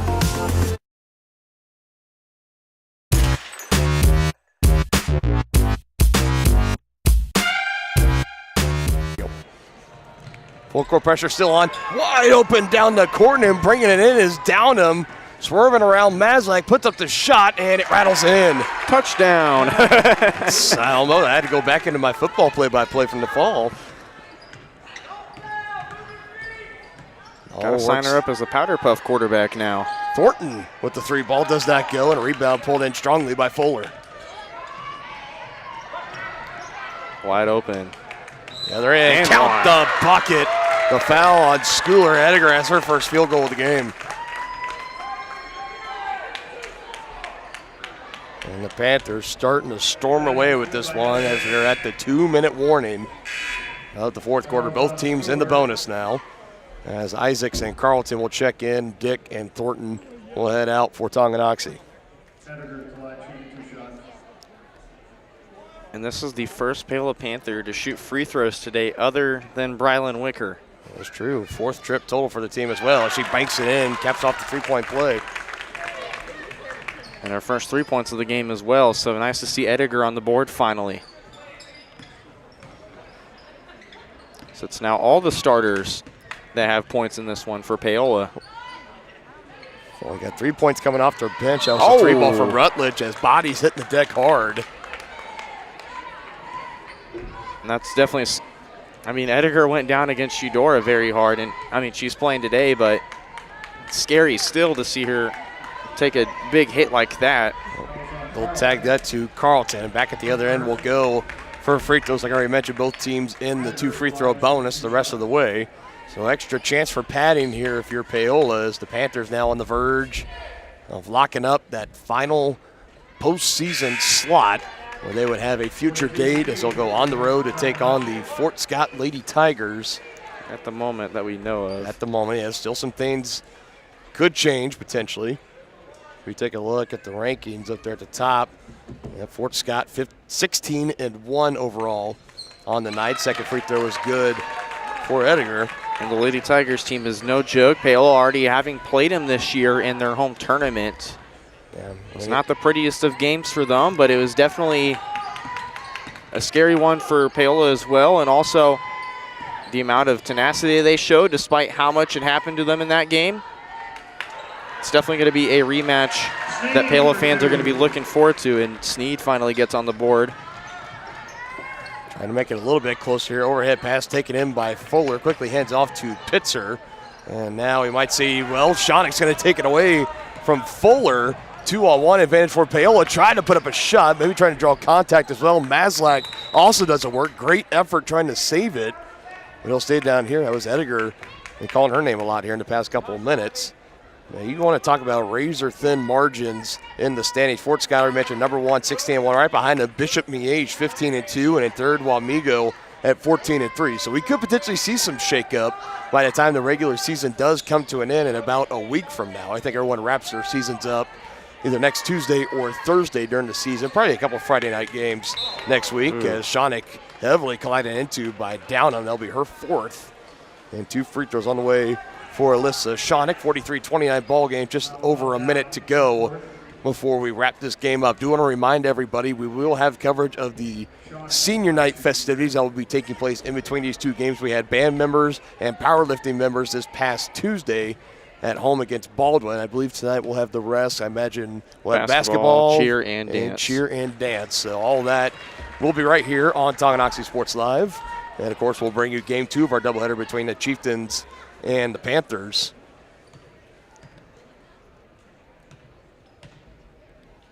Speaking of the Lady Raiders, they're currently down. I was right. It was the girls basketball team down 21-36 after the third quarter to Concordia. So could potentially lose 3 of their last 4 if they end up dropping this one tonight.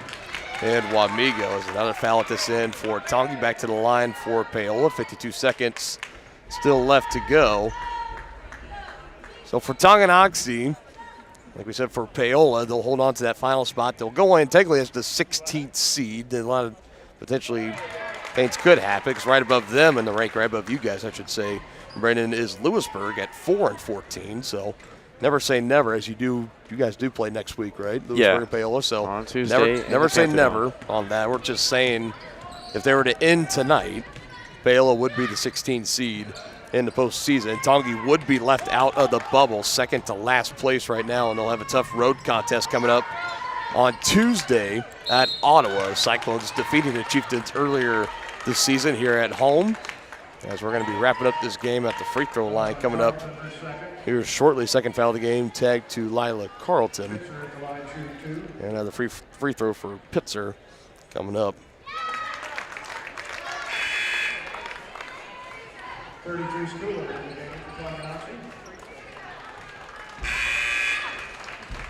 And now we're going to start seeing the curtain calls for the seniors as Sneed and Isaacs get checked out of the game. Their final time playing in front of the home crowd. And a Lady Chieftain uniform here on the hardwood. That one falls off, rebound collected by Shawnick. And what a fun class it's been for Coach Loomis and company. Isaac's obviously getting a nod starting her sophomore year with the likes of Brooklyn Lang, Cheyenne Aaron. Now they've developed this class really well. So even in 2020, when we first started up here on Tongi Sports Live, she would come off the bench, and it feels like she's been around the program for a long, long time. It's kind of felt like the Chris Tehan of Kansas basketball. It's been Sage Isaacs or Tonganoxie. She's just been so involved and so active for so long here, and hard to believe it's her final game played here. Lakin Bennett as well. Again, her senior season kind of cut a little bit short. Got the finger injury. We hope all the best for her moving forward, but she did get in the starting lineup tonight. Got checked out fairly quick for Mariah Sneed and Mariah Herrera as well. As the Panthers come into this one, dominate in the final two quarters and win it 47-30 over Tonganoxie. And the road to the postseason just got a whole lot tougher if you are the Tonganoxie Lady Chieftains, as we will quickly shift gears here into the Brothers Market postgame show. You can check out the weekly ads and specials in store or online at shopbrothersmarket.com, where they treat you like family. And Brendan, I mean, the story of this one, I'll let you talk because you know the winning team and Paola a lot better than anybody else here on this broadcast crew, but it was literally the tale of two halves in this one for them. And I just got to say, I love both these teams equally. I love both communities equally. I know this is a very emotional game for me, it being, working for Paola and Tongi being my home for the last years, but I'm proud of the Lady Panthers, the way they played, the way they came out firing in the second half despite a rough first half for them. But Lady Chieftains, I love the quit they never had. That's the whole story for them this year. They've never quit in any game.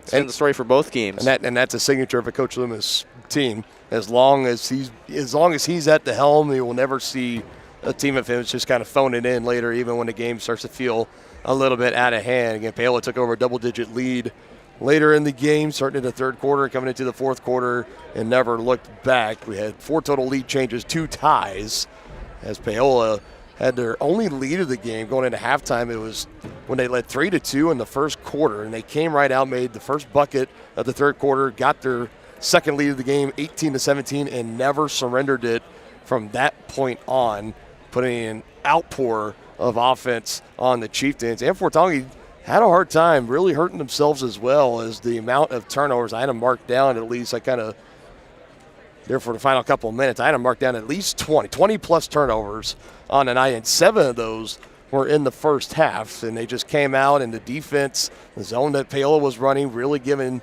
Tonganoxie fits. They were trying to fit it in down low, forcing it inside. It wasn't working.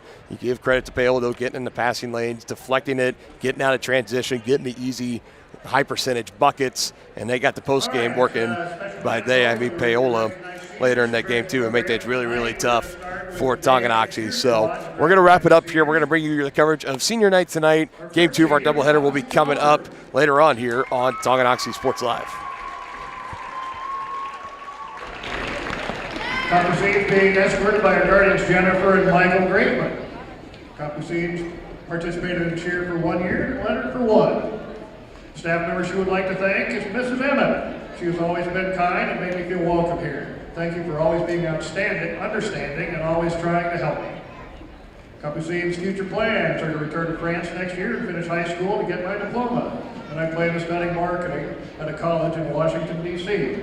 Capucine offered.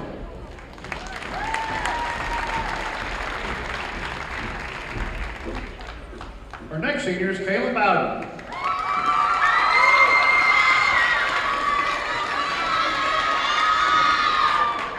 Kayla's being escorted by Mark and Shauna Bowden. Kayla's been in cheer for 2 years and lettered for 2. Staff member she would like to thank is Emma DeMaranville. Thank you for always listening to my problems and reminding me how important kindness is. I will never forget the lessons you have taught me.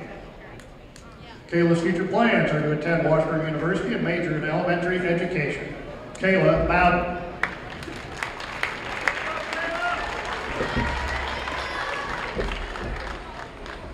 Our next senior is Journey Creek.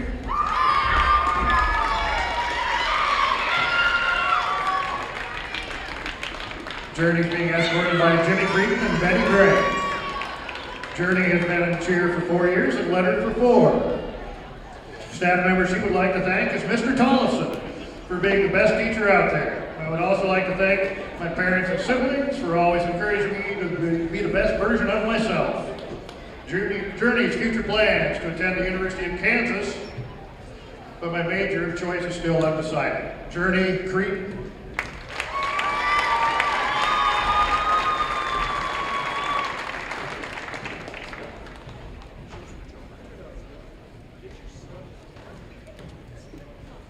Our next senior is Maya Lewis.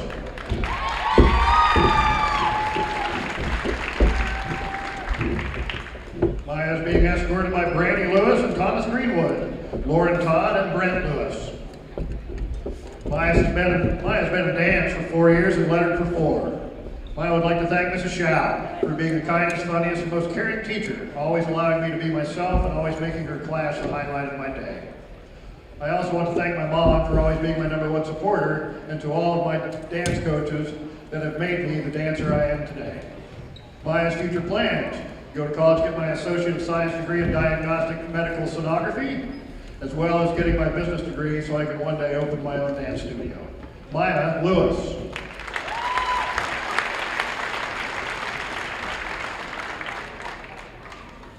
Our next senior is Maddie Mahoney.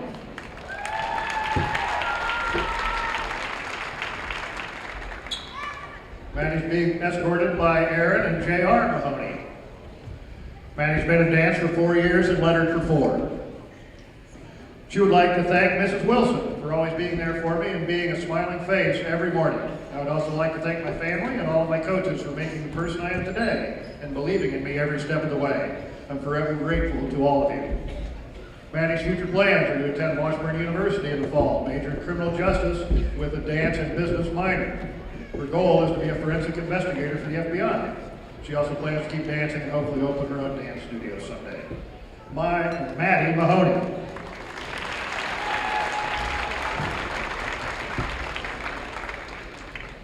Our next senior is Ariane Blanton. Being escorted by Yasini Armando. She's participated in cheer for 1 year and lettered for 1. Ariane would like to thank Mrs. Shao. Thank you for putting me in a good mood and making me laugh every morning. Thank you for encouraging me and believing in me. Painting is my favorite subject so far. I will miss you. Ariane's future plans are to go back to France after the end of the school year to have my graduation and then go to school in Paris to study fashion marketing. Ariane Blanton.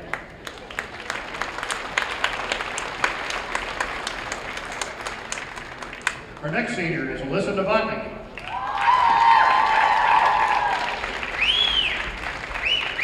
Alyssa's being escorted by Andrea and Derek Novotny.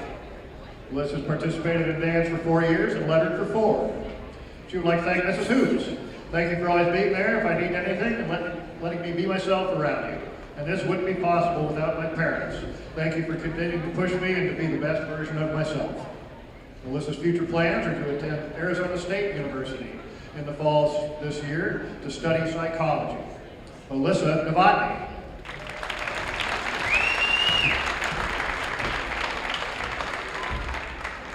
Our next senior is Bethany Overmiller.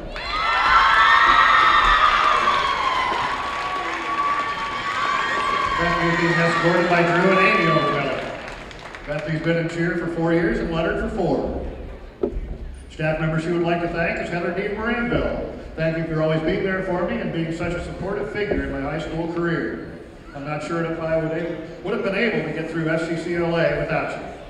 Bethany's future plans are to attend Pitt State to get a degree in family consumer science education to become a fax teacher. Bethany Overmiller.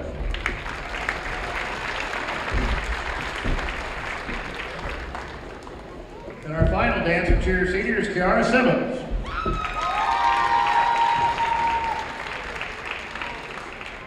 Kiara is being escorted by Carrie Simmons and Lance Lyman. Kiara has been in dance for 4 years and lettered for 4. She would like to thank Mrs. Slaybaugh. Thank you for pushing me to be my best. And thank you, Mom, for always being there, for believing in me and pushing me to be my best, especially when I was at my worst. Kiara's future plans.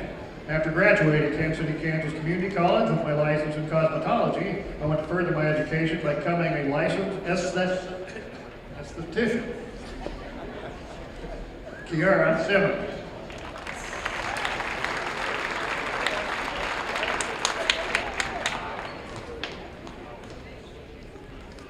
Now let's get the boys basketball seniors.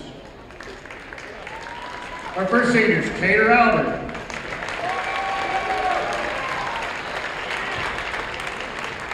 Cater's being escorted by Laura and Jeremy Albert.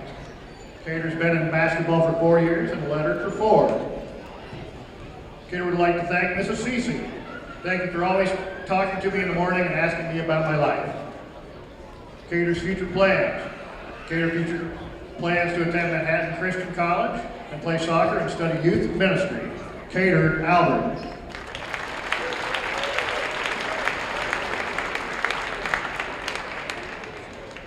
Our next senior is Alex Crowley.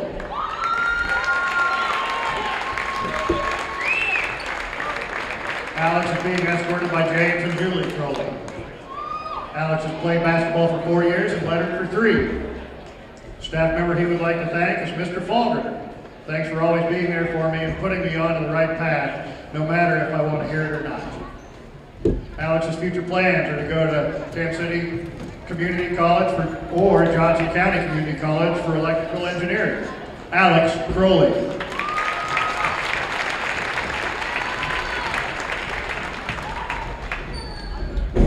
And our next boys basketball senior is Zakiah Glover.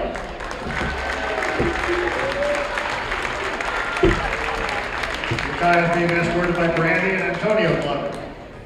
Zakiah has played basketball for 4 years and lettered for 3. Staff member he would like to thank, who's impacted him the most, is Mr. Holloway. I would like to thank you for always being positive and keeping me in a good mindset, as well as being there to talk sports with during passing periods. Zakiah's future plans. I plan on attending college to study engineering, but I'm undecided as to where I will be studying. Zakiah Glover.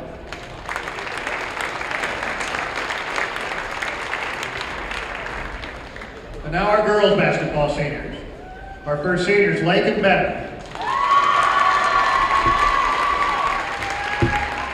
Lakin is being escorted by Carly Bennett. Lakin's played basketball for 4 years and lettered for 3. She would like to thank Mr. Harrell. You have always supported everything I do, no matter what it is. Thank you for always providing a listening ear and an open mind. Lakin plans to attend Washburn and major in liberal arts. Lakin Bennett.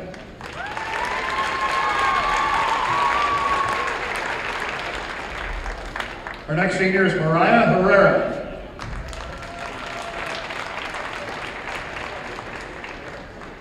Okay. She would like to thank Ms. Dowell. Mariah's not here this evening, but for being such a positive influence on me. She plans to attend Iowa Western, where she committed to play softball and will major in digital communication arts. Mariah Herrera.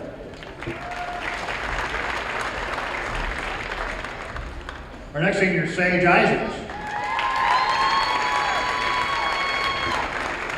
Sage is being escorted by Amy and Matt Isaacs. Sage has played basketball for 4 years and lettered for 4. Staff member she would like to thank, who has impacted her the most, is Mrs. McVeigh. She always has an open ear when I stop into her office to rant about random stuff. She's so supportive and understanding and is the reason why I stay motivated most days. Sage's future plans. She's committed to Peru State College to play softball and plans to study pre-veterinary medicine to eventually become a veterinarian. Sage Isaacs.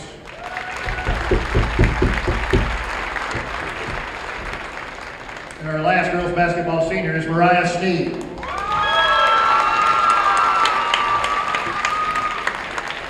Mariah is being escorted by Kimberly and Noah Sneed. Mariah has played basketball for 4 years and lettered for 3. Staff member she would like to thank is Mark Patfield. I'd like to say thank you for always being there for me and never giving up on me. You were always someone I could turn to when I needed help the most, and I'm thankful for you in every way. Mariah's future plans. Future plans are to graduate from KCKCC with my cosmetology license. In the distant future, I plan to have my own salon or be working in a salon coloring hair for others. Mariah Sneed.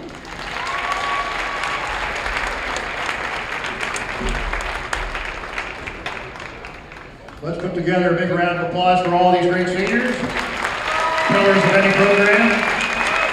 Congratulations to all of you.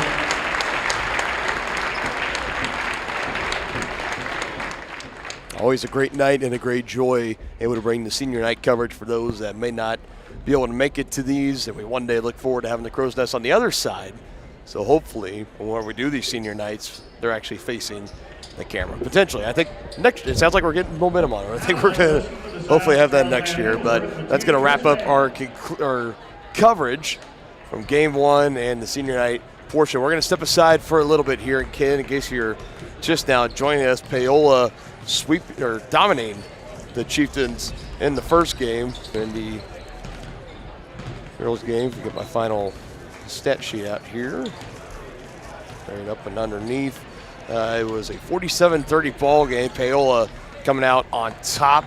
They trailed by 1 going into halftime. It was 17-16, and completely came out and out-hustled, outplayed, and dominated the Chieftains in that second half, spoiling on senior night. But game 2 of our doubleheader will be coming up here. They just started the clock, so we're just about under 15 minutes or so. So we're going to step aside. We're going to regroup here. Brendan Bolin and I will be back on the call and back into the S&S Body pregame show coming up in just a little bit here on Tonganoxie Sports Live. I would call it probably around 7:48, 7:50 or so. So keep it right here on Tonganoxie and on Paola Sports Live for our continuing simulcast coverage of the Panthers and the Chieftains.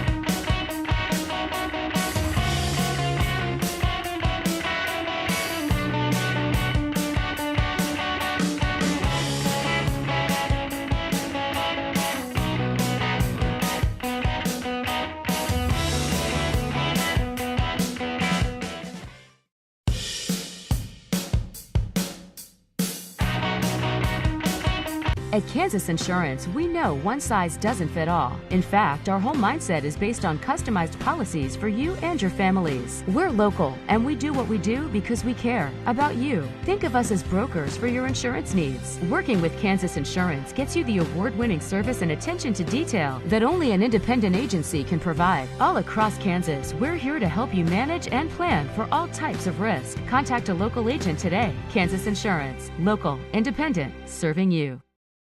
A great collision on the field? Awesome. An awesome collision on the road? Not so great. If that bad play does come your way, take your car to S&S Body Shop in Tonganoxie. S&S has been the area's premier auto collision repair center since 1972, working on all makes and models, glass replacement, bumper repair, fiberglass and plastic, color matching, and more. Plus, they work with all insurance companies. Get your ride back in the game. Learn more at snsautoandbody.com or call 913-369-3193.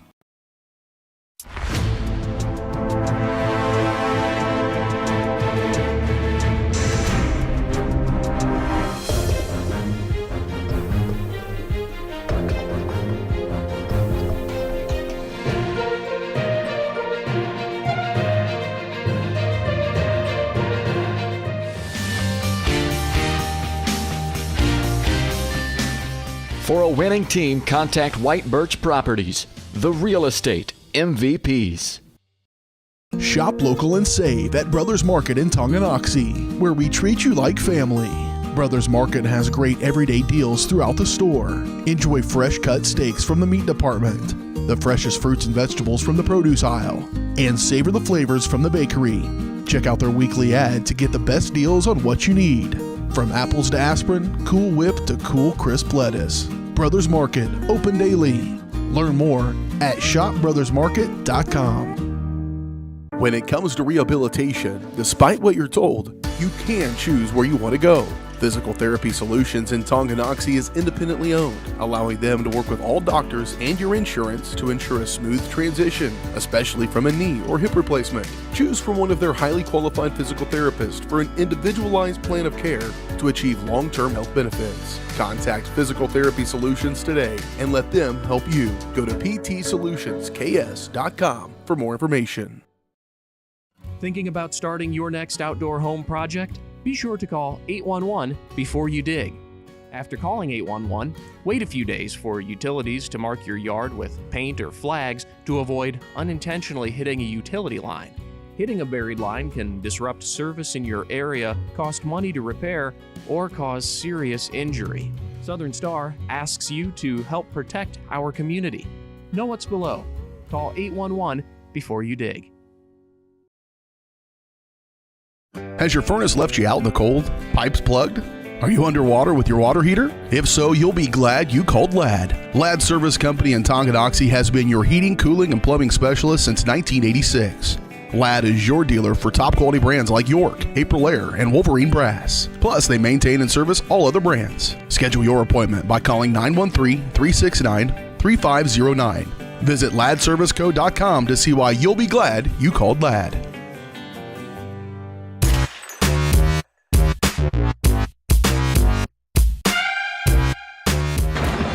I want to welcome everybody back in here live at Tonganoxie High School inside at Chieftain Arena on Tonganoxie Sports Live. Dylan Funk alongside Brendan Bolin as Game 2 of our doubleheader between the Chieftains and the Panthers is brought to you by Kansas Insurance. To see how they can help you protect what matters most, call 913-369-6600. Dylan Funk alongside Brendan Bolin, and Game 2 should be good one, competitive one, close one. I think that's what we're expecting between the Chieftains and the Panthers. We'll start first with Tonganoxie. Last time we saw them this past Tuesday here at home, dropping one in the Frontier League in the second of the season to Baldwin, 64-48. That was a game that the Chieftains came in, had the Bulldogs on the ropes in the first half. They came out, regrouped. The Bulldogs did better in the second half, ended up pulling away. It's one of those where the final score makes it look like it was a more of a blowout, but it was a closer game than it actually would, that the final score would indicate. So now they're coming into tonight here on senior night, and they're facing a Paola team that is in danger. If they lose tonight, they're still looking for their first win of the season. So they'll drop to 0-18, and they would go a full calendar year without a win. I don't know. That's You rarely hear about something like that, but that means they've got a highly motivated Paola team coming in tonight as the Panthers looking to complete the sweep of the Chieftains at Spoil Senior Night. Absolutely, and a lot of the members on this team for this Panthers squad is a lot of junior underclassmen who, like Micah Sanders, that missed half the season. He's now just getting back in the groove of thing. Had his first 10-point night last week. But no, this Panthers team is very, very junior and sophomore oriented, with the likes of, you have the first guard starters being, you know, Troutman through Curley, and then you could also throw in Sanders being juniors, and then the Hoffine twins off the bench as sophomores, and then with Richmond, this lone senior starter, then Tristan Katzer, can't forget about him. Don't see him much off the bench, but as the other senior, it really shows the youth of this Panthers team, and that's probably why they've struggled all year. And going up against a Tongi team, 2 senior for Paola, 3 for the Chieftains, as all 3 will be in the starting lineup to get this thing started. We're going to step aside here for just a quick moment. We'll be back with starting lineups presented by Team Tongi up next here on Tonganoxie Sports Live. First State Bank and Trust is with you wherever you are with complete online banking. Cheering on the Chieftains once again? Why not pay your bills online? Waiting on your kiddos to get out of school? Seems like a good time to make a transfer. Or how about making a deposit from here? Back in the gym for another night? Why not get an e-statement while you cheer on Tongi? And of course, at First State Bank and Trust, you can always bank from right here. Come on in and see us and get your very own Chieftain card. To learn more about all the great ways to bank with First State Bank and Trust, go to firststateks.com. Are you ready for a mouth-watering journey down memory lane? Introducing Flashbacks. Start your day off right with our fluffy pancakes, omelets, or a cinnamon roll. For lunch, sink your teeth into our juicy made-to-order burgers, Philly cheese, and more. Flashbacks' friendly staff and welcoming atmosphere make every visit a delight, and their menu is filled with comfort food that will give you those warm, delicious flashbacks. Visit them today in downtown Tonganoxie, open 7 days a week from 7 a.m. to 12:30 p.m. The same look and location of a classic drugstore with the services and supplies of a modern pharmacy. That's what you'll find at the Downtown Drug Store in Tonganoxie. Of course, Downtown Drug is the local choice for your prescriptions and health needs, but did you know they have the best selection of Tonganoxie Pride and Chieftain Game Day gear in town? And a whole lot more. Cards, gifts, home decor, and even the best way to satisfy that sweet tooth. The Downtown Drug Store. Call 913-369-3800 or visit them online at thedowntowndrugstore.com.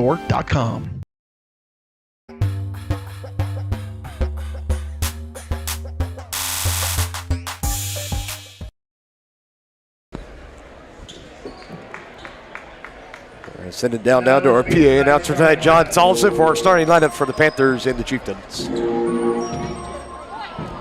Paola, number 1, the 5'9" junior, J.D. Troutman. For Tonganoxie, number 2, the 5'7" senior, Zakiah Glover. For Paola, number 2, the 6'1" junior, Kate Cody. For Tonganoxie, number 3, 5'7" senior, Taylor Albert. For Paola, number 3, the 6' junior, Chase Curley. For Tonganoxie, number 11, a 6' senior, Alex Rowland. For Paola, number 24, the 6'3" junior, Micah Sanders. For Tonganoxie, number 13, the 6'1" junior, Noah Carlton. For Paola, number 44, 6'3" senior, Eli Richmond. And for Tonganoxie, number 24, a 6' junior, Owen Smith. And coaches for this game today, for Paola, Ryan Oshel. For Tonganoxie, Bill Joe. Again, your starting lineups tonight brought to you by Team Tongi, as they've donated more than $229,000 to local Tonganoxie families. To learn how you can help make a difference and about upcoming Team Tongi events, check out their website at teamtongi.com. lynchrealestate.com. And the opening tip-off tonight is brought to you by Lynch Real Estate, your hometown real estate company that will help you buy your first home all the way to your dream home and make your real estate dreams come true. Visit Dan Lynch and his team today in Tonganoxie. We're going to be playing this game with the lone spotlight. It's going to be pretty cool, not going to lie. It's not the best for camera value for you folks back at home, but there we go. And they say let there be light and let this game get started here between the Panthers and the Chieftains. For Paola, you got to go back 364 days ago for their last win at the varsity level. And who were they playing, you may ask? It was these Tonganoxie Chieftains. That game was at Paola. This one right here inside of Chieftain Arena as we get this one started on Tonganoxie Sport Live. Should be a great one. Paola loves to set the tone early on offense. The Chieftains are really going to put a lot of pressure on them. They don't really do well with pressure, but they're going to have to get used to it because I'm sure the Chieftains are going to put a lot of pressure on this team. Yeah, we are seeing an aggressive, fast approach here on defense. Steckering a man-to-man. Cater Albert gets called for his first foul on the reach-in, trying to knock that ball loose out of the hands of Curley. So we did it in the first game. Brendan, I'll turn it over to you again. Our player spotlight brought to you by Brothers Market, where they treat you like family. What's a player or two that we should be keeping our eye on tonight for Paola? And I want you to keep your eye on number 2, Caden Cohey. He's been this leading scorer for this Panthers squad. He's more of the shooting guard. They'll let J.D. Troutman run the floor as one of the better ball handlers, but Caden Cohey is going to be their main scorer, averaging 13 points per game this season. He's a very high-intensity player, and they're going to look to dump it down inside to their big man, Eli Richmond, number 44, the KU offensive line commit. Dylan, I know you're a big KU fan like yourself. Rock chalk through and through. Happy to see you in Lawrence. But they're going to love to dump it down to him as they don't have a player taller than 6'2", so I feel like the Chieftains are really going to rely on their outside game, and the Panthers are going to complement that with the likes of Caden Cohey, who he can drive in and score, and he doesn't really like to shoot the outside shot, but it's nothing but net when he does. This entry pass deflected, knocked loose. Paola stay a little bit of control. Panthers bringing in a couple of players. Come on, ref, you got to have your eyes open on that. Let's go. And I think Coach Jones is even asking him, like, catch and shoot that. What are we doing here? Having a little bit fun early to start this one. By the way, Tongi coaches, very dapper. They always dress up in suits on senior night. Love that. But first turnover of the game for Paola. But we've seen that for this Tonganoxie team. They've tended to struggle in games where usually the opposing team has the advantage in the low post. We already see the size out there of Eli Richmond. And we got Lane Hoffine and Hoyt Hoffine, both listed at 6'4", on the rosters, so definitely that might be a thing to keep an eye on for Tongi as this game goes along. Knocked out of the hands of Carlton. It'll stay at this end of the floor.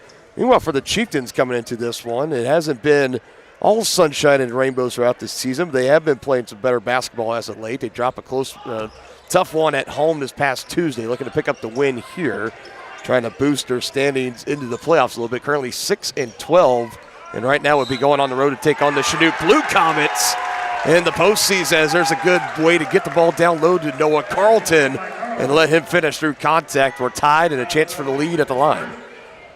And I will let you know, Dylan, Hoffine twins are definitely taller than 6'4", if you ever step foot to them. I could tell just by looking at them on the floor. That's I was like, okay, sure, we'll go with it. It looks a little bit closer to maybe 6'6", or even more. Hoyt told me they're listed at 6'8" last time they measured. Okay, well, there you go. So we need to get those updated. Obviously, you need to talk to whoever is in charge of that over at Paola High School, and so we'll see.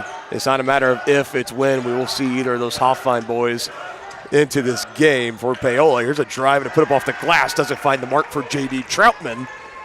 One of the star running backs of the Panthers during the football season, one of the best in the Frontier League and in 4A. As this one is turned over by the Chieftains, their first of the game. Sakai Glover trying to dish it out, but it goes right to the Paola bench as Richmond will check out, and already we will see Hall, number 40, check in. And Isaac Hall, he's one of the more underrated players, I feel like, on this Paola roster. He complements his size with his scoring prowess. He loves to shoot the three ball. He's made one close to about every single game this season, but he's also very good internally inside the paint as well. Troutman got to get rid of it, and he walked with it 5 seconds. I mean, it was some closing in on 5 seconds, but he ends up walking with it anyways. I think they did call for the 5 seconds anyways. Tight lip lock defense there. And Big Red's already bringing the energy here. Yes. Good crowd on hand tonight. Plenty of Paola fans making the trip up here as well. And Hoyt Hoffine to check in now. And Lachlan McRae will also be checking in. Remember, it was senior night tonight, so all three seniors, including Cater Albert, got in there for the starting lineup. Take a look at it right here. We have 4 seniors recognized during the girls' game and 3 right here between Zakiah Glover, Cater Albert, and Alex Crowley. There's a drive by Glover, and he picks up the foul.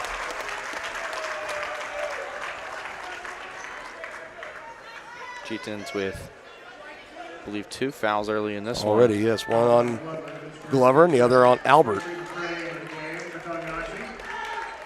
And Hoffine comes in. I mean, you'd agree with me. He definitely looks taller than 6'4". Yeah, and I think everyone at home would definitely agree with you, too. It's his brother Hoyt coming in. Only a sophomore, too, as they dish it down low, trying to go up strong through contact. And Crowley, here we go, the Chieftains in transition. Schmidt to Carlton.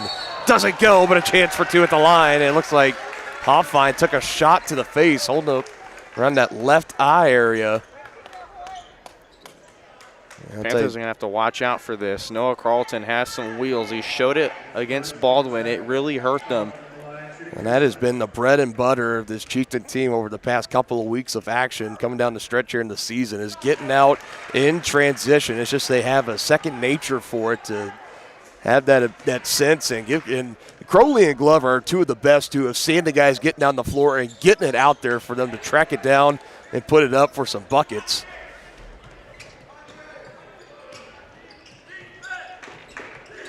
Chieftains do have their first lead of the game at 3-2. As Carlton goes 1 for 2 at the line. Hall's going to have that one stripped away. Here we go again to Schmidt. Perfectly threaded by Glover. He just can't finish. And don't see Owen Schmidt miss too many of those. Coach Jones just kind of barking out to it, saying, like, fundamentals, just follow it up to the rim. Don't try to get too fancy with it. It's a textbook layup at the end of the day. So we're already halfway through this first quarter. It's blown by pretty quick. Oh, yeah. It's a low-scoring affair because both teams are taking their time with the ball. I mean, the only reason that there's points on the board is because of the quick fast break opportunities there's been, but mostly if it comes down to an offensive possession, it's very controlled and very timed for both teams. Crowley trying to drive, kick out. Glover will drive in. Extra pass to Carlton, deflected and knocked loose. Second turnover of the game already for the Chieftains. Panthers coming back the other way. Troutman gives off to Cohee. Good spin move up over Schmidt. It falls short, and the rebound pulled in by Carlton. Here's Lachlan McRae. Fresh legs coming off the bench. Usually a starter, but coming off the bench tonight for senior night. Underwork underneath. Glover, 3-ball is good. We haven't seen the 3-ball much from Zakiah Glover, but normally when he does shoot it, he's going to make it most of the time. Had a good look at it, too. Good kick out from Lachlan McRae. Student section getting loud. Drive by Hoffine. Leaves it short, gets his own rebound. Still not going, still not going. Eventually bounces it out. Troutman 3-ball. Clanks off, and a rebound pulled in by Crowley. Chieftains ahead. McRae on the right side. Cleanly blocked, but tracked down by Carlton. Still down here with the Chieftains. Crowley with his hands on it right now. Back and forth action we got here to start this one. Great defensive play. Coming back down, getting the block. Glover will drive baseline again. Another kick out. NBA range. Doesn't go for Crowley. The Chieftains defensively were still adamant to try and let Hoy Hoffine make a mistake there and force the turnover. Or not the turnover, but force the ball back on their hand. The Chieftains is doing a good job controlling it. Just Alex couldn't convert that 3. Foul will be on the floor here as Cohee was driving into the bucket. That's the 13th foul of the quarter for the Chieftains. A trio of substitutions in for Paola, including the young freshman Stephen Bassett, a 5'5 freshman, who you were telling me about has shown a lot of great promise, and he's got the attention of this coaching staff. Absolutely, and coming into this season, I saw him at first glance, and I'm like, I have no idea who it is. And then off the bench, it definitely caught my attention because his first basket on varsity was a three-pointer. Speaking of three-pointers, that one way downtown for Troutman doesn't go, and an offensive foul underneath. I think they're going to tag that to Richmond, and they will. Got a little bit out of position underneath him and Carlton. We're fighting for that ball. They call him for the push. He picks up his first, each team with 3 team fouls. Just now, under 2 minutes to go in the opening quarter. McRae bringing it up the floor. Jason Byrne also into the game, along with Anthony Rowe for Tonganoxie. Glover trying to direct some traffic, zinging it. No look pass, I think, to Rowe, able to save it from going out of bounds. Now this one, well, errant passing here right now for the Chieftains, looking to tighten it up. Rowe, quick kick out to Byrne, now quickly back to Glover. Trying to drive in on Troutman and throws it behind Byrne. So third time's the charm for the Chieftains there. They've played with fire a little bit and they got burnt. And it was just an unlucky pass. Byrne wasn't expecting it, and it just fell right behind him. And Anthony Rowe will quickly come back out of the game as Coach Jones not liking what he was seeing on that one possession. A couple errant passes. Go ahead and talk with Coach Johnson there. 3 ball in the way. Troutman again. That one doesn't go. Took a straight bounce, and Richmond will get called again for trying to crash in on the boards. Got behind on the positioning of Carlton, and he will come out of the game. Now the other Hoffine brother will get his first appearance, Lane Hoffine.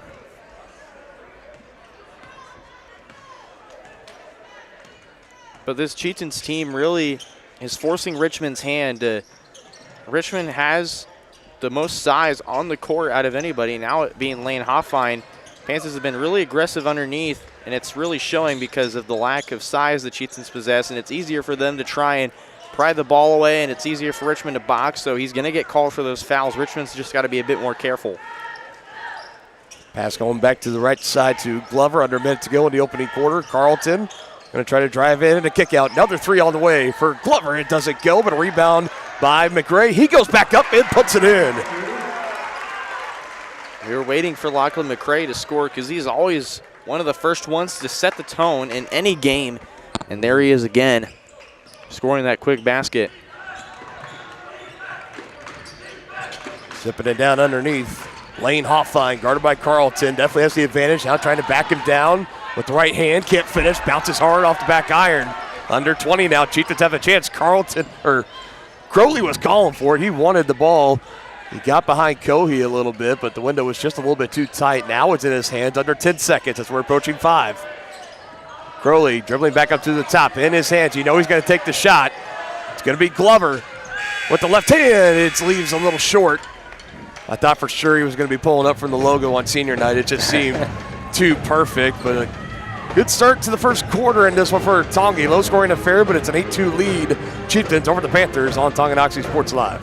First State Bank and Trust is with you wherever you are with complete online banking. Cheering on the Chieftains once again? Why not pay your bills online? Waiting on your kiddos to get out of school? Seems like a good time to make a transfer. Or how about making a deposit from here? Back in the gym for another night? Why not get an e-statement while you cheer on Tongi? And of course, at First State Bank and Trust, you can always bank from right here. Come on in and see us and get your very own Chieftain card. To learn more about all the great ways to bank with First State Bank and Trust, go to firststateks.com.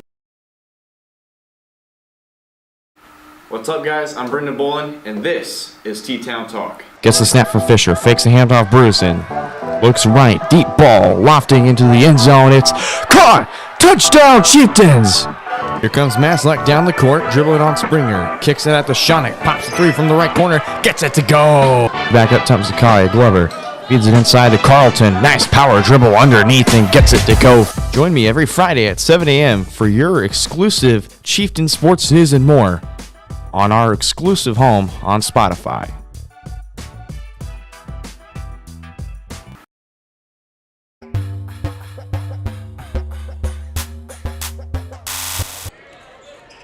Back in action here in the second quarter, 8-2 lead for the Chieftains over the Panthers. Dylan Funk alongside Brendan Bolin, our special simulcast coverage tonight on Tonganoxie and on Paola Sports Live. Just want to say hello to my folks at Paola Sports Live. Happy I'm able to be here with Funk and the Tongi Sports crew to call the Panthers. But I'll definitely see y'all next Tuesday. But so far, it's been a great game so far. So Gurley gives to McRae with space. Another one. It's almost in the exact spot where he knocked down his first field goal. He's got 4 early.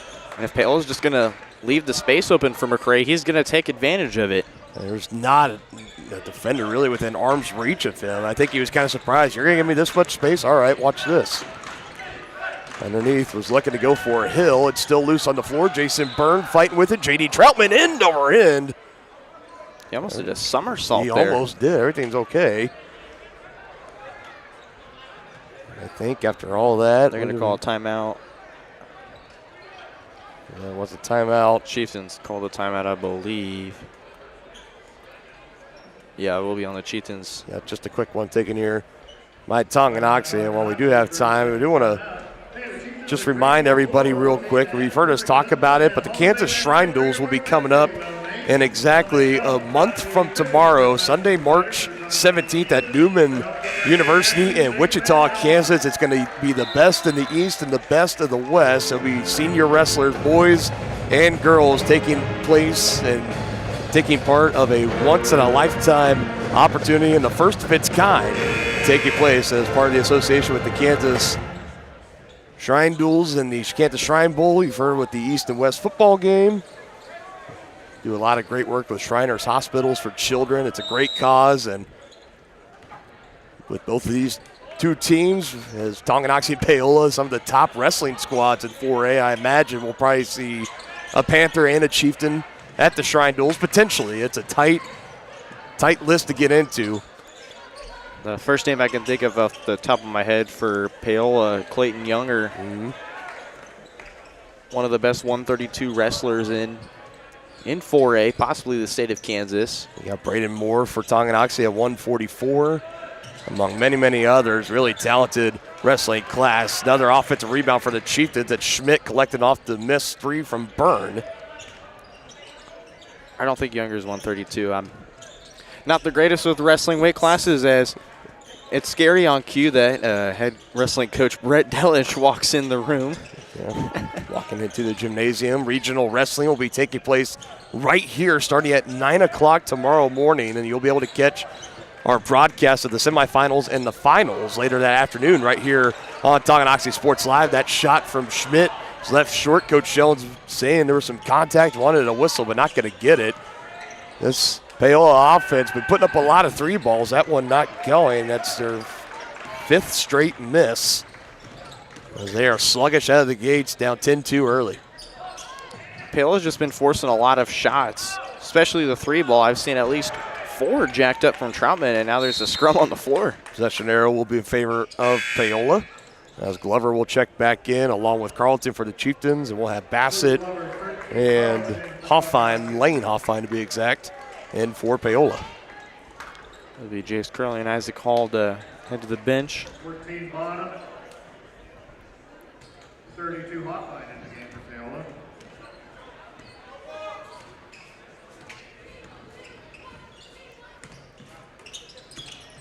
Paola just needs a basket here. They're going to get Walker with it. A great defense, standing up straight by Lachlan McRae, throwing Cohey off his balance a little bit, making him walk with it.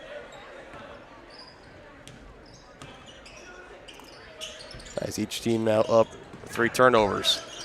Double team on Glover, leaves Crowley open, but he can't knock down the 3 ball. Schmidt fighting for the rebound, eventually knocked it loose, but it's controlled by Bassett as he's going to bring it across the timeline. Finds Troutman, guarded by Glover. Spin move, trying to get some separation. Gives it back to Cohey. 3 ball, another one on the way. Another one not going, though. 6 straight miss from downtown. I've not seen Micah Sanders shoot a 3 up until this point in the season. Well, that's probably why there. Don't get me wrong, he's not a bad shooter at all. It's just a matter of he loves to use his 6'4" frame to go up with it, and it's done him well throughout the whole season. So I like Micah Sanders trying something new and shoot a 3 ball. When you got that size and that versatility and you got the range to it, it goes well for you. So Chieftains now have a double-digit lead, 12-2, off the first field goal of the game from Owen Schmidt. And you would think coming into this game, knowing the Chieftains lacked the size down low, that they would use the big frames of these Paola post players, Brendan, but so far it doesn't look like that's really been part of the plan.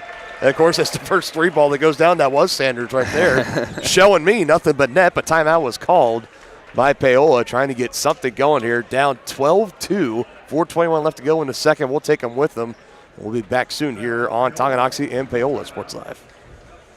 A great collision on the field? Awesome. An awesome collision on the road? Not so great. If that bad play does come your way, take your car to S&S Body Shop in Tonganoxie. S&S has been the area's premier auto collision repair center since 1972, working on all makes and models, glass replacement, bumper repair, fiberglass and plastic, color matching, and more. Plus, they work with all insurance companies. Get your ride back in the game. Learn more at snsautoandbody.com or call 913-369-3193. At Kansas Insurance, we know one size doesn't fit all. In fact, our whole mindset is based on customized policies for you and your families. We're local, and we do what we do because we care about you. Think of us as brokers for your insurance needs. Working with Kansas Insurance gets you the award-winning service and attention to detail that only an independent agency can provide. All across Kansas, we're here to help you manage and plan for all types of risk. Contact a local agent today. Kansas Insurance. Local, independent, serving you.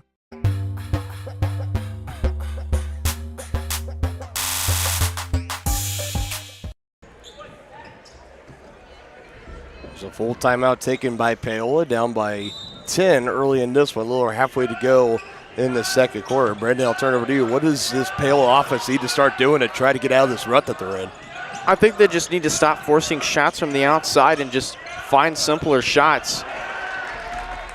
Turnover number 4 has the Chieftains back the other way. Carlton to Glover, floats it up, takes a couple bounces but doesn't fall. And Troutman, he is down on the floor, hit pretty hard.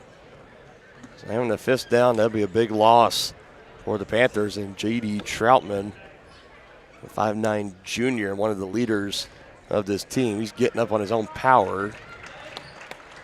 Hall of Fame athletic trainer Mark Padfield's going to go over and make sure he's well taken care of. But halt play here for just a little bit, but still his offense for Paola. Just still trying to get things going. As you're looking down the barrel right now, you've only had 2 points scored and a little over about 12 minutes of action. Well, as I was saying, just don't force the outside shots so much, and they've done such a good job on keeping the ball, only 4 turnovers to their name to start this half. But one thing they got to do is make sure they're doing something with the basketball and be simpler inside. And they're, like you mentioned, that size they're looking for is going to come from Lane Hoffline. As you mentioned the 3 ball, they were 0 for 6 for downtown in this game so far. Finally getting some open space underneath. Lane Hoffine puts it in, his first bucket of the game. That's where all 4 points have come. It's been down in the post position from Eli Richmond and Lane Hoffine. Chieftains back on the attack. Schmidt dribbling around, kicks back up top to Crowley. But one thing I will mention is the reason why they haven't really gone to the post much is because of the amount of aggression their post players show. Besides Troutman, the Hoffine twins and Richmond are very aggressive down low, and they love to command their presence whenever they are down low. So with Richmond already at 3 fouls, and then Lane Hoffine having a very aggressive game yesterday. Tuesday. I'd say you have to transition. Be careful. And perfect finish. McRae to Crowley. Acrobatic shot for him. His first bucket, and again, Chieftains getting out and transition, collecting the rebound off the rim from the miss from downtown from Bassett. And taking it down the other way, cashing in for 2 points.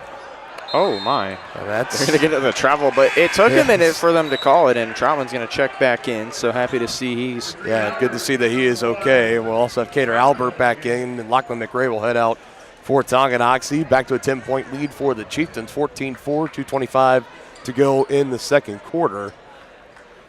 As Glover will inbound it to Crowley. Three ball hasn't been hot tonight for the Chieftains here. Only 1 for 5 so far.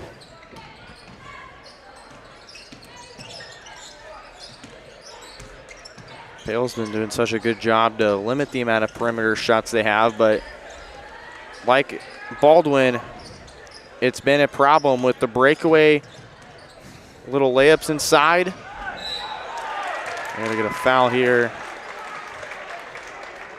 And the late coming in was Hoffine. Get the shot, but I think he was fouled before, and they're going to give it to J.D. Troutman. So he comes into the game, picks up his first foul, and sends Owen Schmidt to the line. Only our second pair of free throws between these two teams on this one. 24 Sanders in the game for Paola. Sanders will also check in for Cohee for Paola.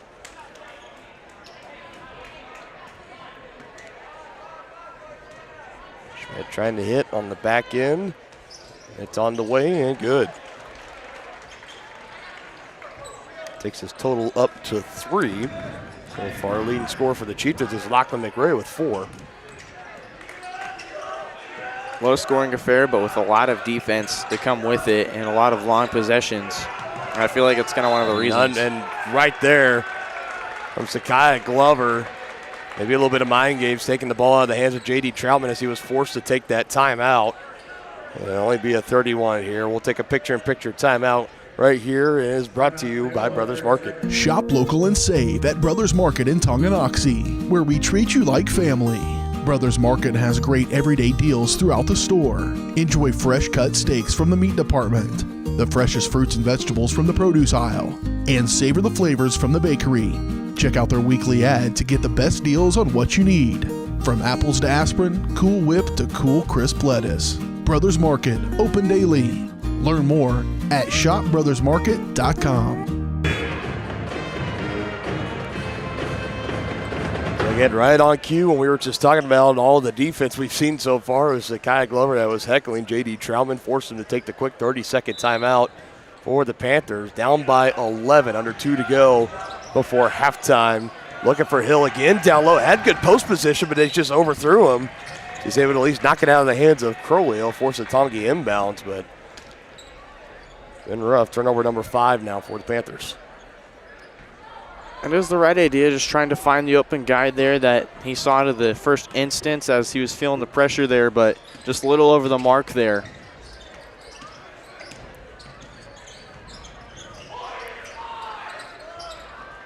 Schmidt with space, 3 ball. Doesn't go. Rebound pulled in by Crowley, though, in the paint. Another kick out as Glover will bounce it over to Cater Albert.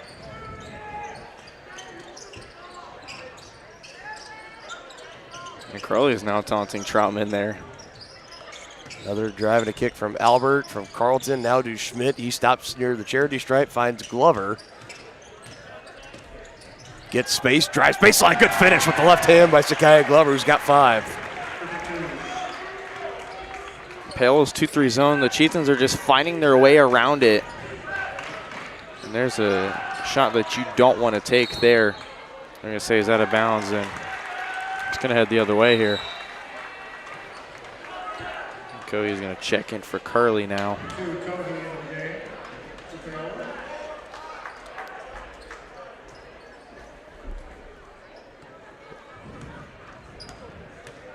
Panther squad coming into tonight, still looking for their first win of the season. Final week of the regular season coming up next week. Another good drive and another great finish for Sakai Glover, and I love seeing that going for him. I feel like too often we see him drive in and try to kick out, make that extra pass, and again, it just goes to show how selfless he is, but I like to see him to take it and actually finish with the left hand with a good start. This first half, he's got 7. It's senior night. Why not show out? Exactly. It's his night to do it. And he's done quite a good job of doing it. Under 10 now. Hoffine going down low to Hill. Trying to finish on Carlton with the left hand, and he does, and the first half will come to an end on a Paola bucket. And a much-needed one, to say the least. Only 6 points total in that first half for the Panthers as the Chieftains put up 19 as we go into the locker room for halftime. The White Birch Property Realty Executives halftime show is next here on Tonganoxie Sports Live. Shop local and save at Brothers Market in Tonganoxie, where we treat you like family. Brothers Market has great everyday deals throughout the store. Enjoy fresh cut steaks from the meat department, the freshest fruits and vegetables from the produce aisle, and savor the flavors from the bakery. Check out their weekly ad to get the best deals on what you need. From apples to aspirin, Cool Whip to cool crisp lettuce. Brothers Market, open daily. Learn more at shopbrothersmarket.com. First State Bank and Trust is with you wherever you are with complete online banking. Cheering on the Chieftains once again? Why not pay your bills online? Waiting on your kiddos to get out of school? Seems like a good time to make a transfer. Or how about making a deposit from here? Back in the gym for another night? Why not get an e-statement while you cheer on Tongi? And of course, at First State Bank and Trust, you can always bank from right here. Come on in and see us and get your very own Chieftain card. To learn more about all the great ways to bank with First State Bank and Trust, go to firststateks.com. Has your furnace left you out in the cold? Pipes plugged? Are you underwater with your water heater? If so, you'll be glad you called Ladd. Ladd Service Company in Tonganoxie has been your heating, cooling, and plumbing specialist since 1986. Ladd is your dealer for top quality brands like York, Aprilaire, and Wolverine Brass. Plus, they maintain and service all other brands. Schedule your appointment by calling 913-369-3509. Visit laddserviceco.com to see why you'll be glad you called Ladd.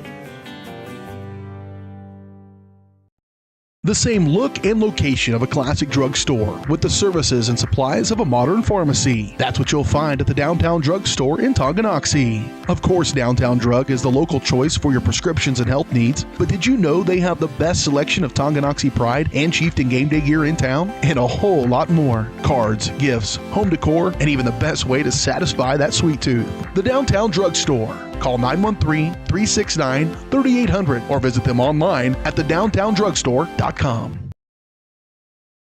At Kansas Insurance, we know one size doesn't fit all. In fact, our whole mindset is based on customized policies for you and your families. We're local, and we do what we do because we care about you. Think of us as brokers for your insurance needs. Working with Kansas Insurance gets you the award-winning service and attention to detail that only an independent agency can provide. All across Kansas, we're here to help you manage and plan for all types of risk. Contact a local agent today. Kansas Insurance. Local, independent, serving you.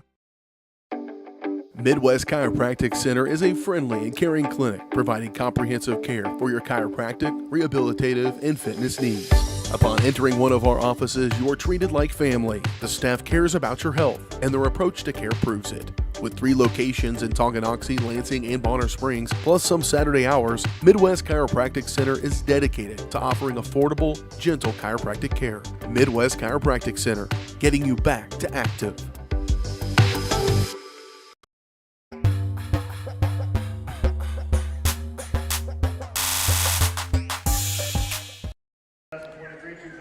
Welcome back in on Tonganoxie Sports Live and the White Birch Property Realty Executives halftime show as they turn the lights on us again for the dance team halftime performance. But halftime show tonight brought to you by White Birch Properties. You have a team of agents ready to help you buy or sell that next house and lead you to success in the real estate game. Visit them at 1203 State Avenue, Suite B in Tonganoxie, or call 913-417-1007. Low scoring first half. 19-6 is the lead for the Tonganoxie Chieftains over the Paola Panthers. Game 2 of our doubleheader. So the Chieftains looking to split tonight's doubleheader. It was a dominant win for the Lady Panthers in Game 1.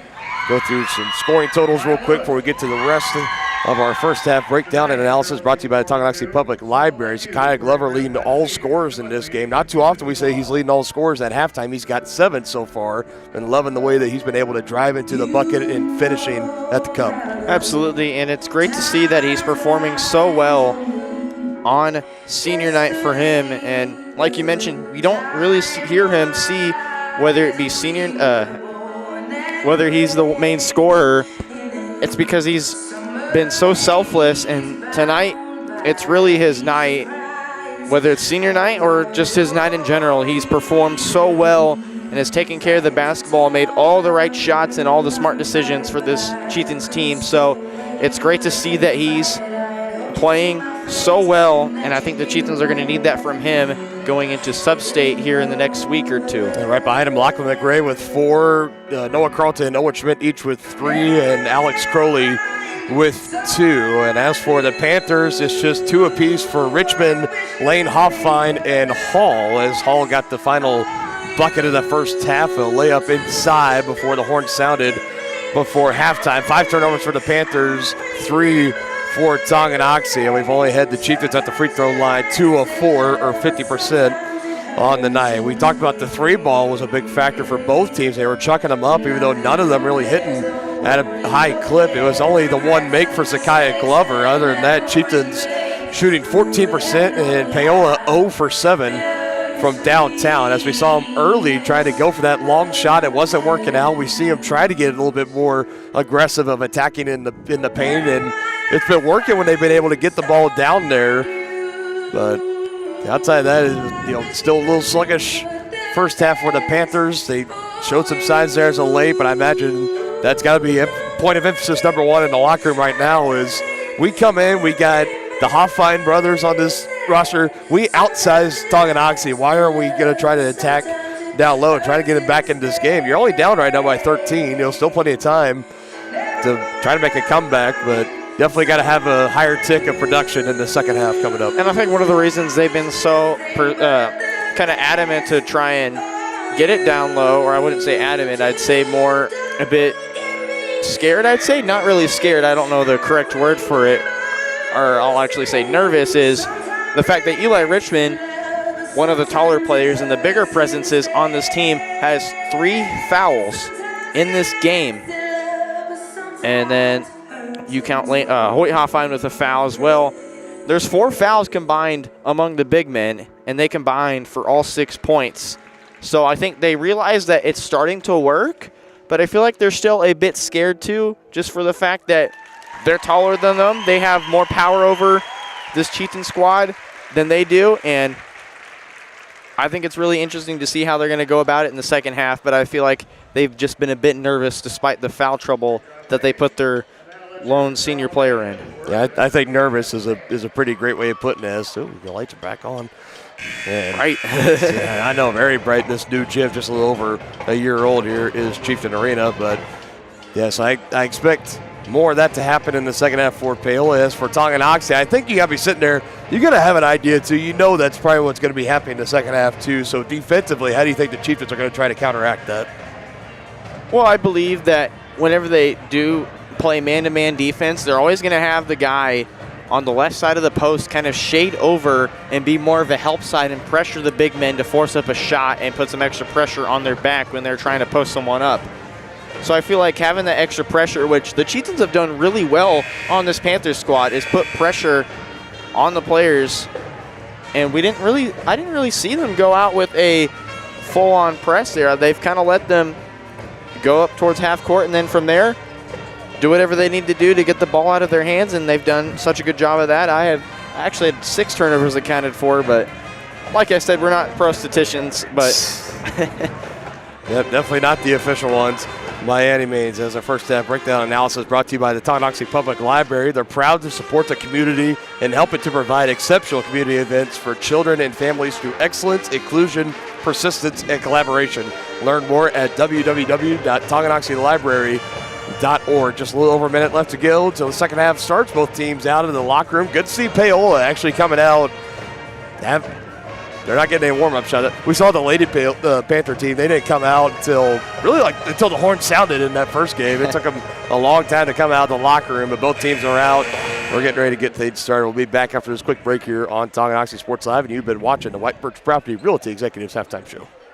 For more than 20 years, Gherkin Rental has been the place to go to get the job done in eastern Kansas and western Missouri. With a huge selection of quality equipment, from roll-offs to trailers, telehandlers to generators, power washers to popcorn makers. Experienced equipment professionals and clean, well-maintained tools to help you get the job done right the first time. Gherkin Rental. Stop by any of their 13 locations across the KC Metro or call 855-GHERKINS. That's 855-437-5367.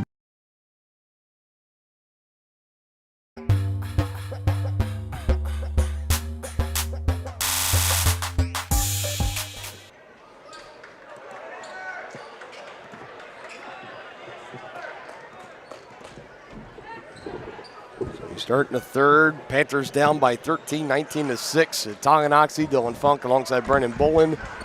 The final 2 quarters of regular season basketball taking place here inside at Chieftain Arena. And it's right here on Tonganoxie Sports Live. It's going to be a busy next about 24 hours or so here at Tonganoxie High School, one of the 4 hosting sites for boys 4A regional wrestling. Will be taking place tomorrow. Action starts at 9 o'clock. We'll have the coverage of the semifinals and the finals on Tonganoxie Sports Live. So that broadcast will be starting later in the afternoon, probably around 2, 3 o'clock. Hopefully, depending on how the tournament's running. Hopefully it's a little quick, but we'll see how that goes. They normally are pretty quick, yeah. But Brett Delich is here, so immediately after this game's over and everyone clears out, it's Matt setting up time. I'm willing to guarantee that even when we're in the Brothers Market postgame show, as Glover puts another one off, just falls off the rim. Out of bounds, and it'll stay down here. Last touch by Sanders. That even when we're doing our halftime show, we will start to see the mats probably being rolled in, and some of them might already starting to be spread out, maybe at center court. I know the Josie East is the athletic director. As Glover and Albert just collide in with each other, it's an easy 2 at the other end for Cohee, his first bucket of the game. That's close to thought about wrestling. 5 mats going to be going tomorrow here in this same gym, so should be going pretty quick and pretty efficiently, but now we got a 19-8 ball game out here on the hardwood. Glover looked a little in pain there, so hopefully he's doing okay and can kind of just shake it off. But Panthers get a nice turnover there, forced by the Chieftains, and then a quick transition bucket. And what a save there from Sanders Carlton. I like the effort trying to save it there, but Sanders just right there, had to tiptoe the baseline there and managed to get it right to Richmond. Sanders now on the other end, looking to bank, doesn't go. Rebound underneath by Richmond. Again, limited in that first half with some early foul trouble, and a jump ball is called. Like to see that for Noah Carlton, getting in there physical with the 3-star lineman commit to play at the University of Kansas as Eli Richmond, as you just informed me early in the broadcast. Rock Chalk, look forward to seeing him on the gridiron with Coach Leipold. Almost shooting the lights out. And I must say, there's got to be some kind of... Oops. Yeah, all right, who hit the switch? It's Coach Loomis. Loomis was down there pointing, saying, my fault. I think he was trying to fix something, but happened to shut off about half the lights in the gym, or a third of them, I should say. Well, he's just dimming the lights, trying to set the mood, I guess. I'm not sure, but... Yeah, so now the question is, like, what exactly happens here? Because he was in the act of shooting. That's what they're going over to explain to Coach Jones. Now they're going to go to Coach Oshel. They're going to let the Panthers have it on the sideline here near their bench. And I think rightfully so. I think if you're trying to take a shot and the lights all of a sudden start going down on you, that you're like, what the heck is going on? I know here? it's an unfair advantage to say the least. It didn't go all the way out. It was just enough to tell, like, hey, what's going on here? Officials are still talking about it. And this is unique because, again, this is all part of, you see it during the pregame festivities. They shut the lights off. They turn the spotlight on for the starting lineups and stuff. It's one of the unique features here of Chieftain Arena that was just newly built a little over a year ago, last January of 2023. So you don't see that too often in any other high school basketball games. If the power goes out, that's different, but the light's just dimming, Don't see that too very often. At this game, as it hasn't already been kind of a little wacky and spunky already. We've had that on top of it, but we're back in action. Richmond can't get it to go, gets his own rebound, and he might pick up foul number 4. They're going to give it to Carlton, though. And they will. Actually, they're going to start talking about it now. I don't know, because, he was trying to clear space around him. Richmond trying to say he was going back up with the shot. Richmond definitely, I feel like, extended a bit of an arm there.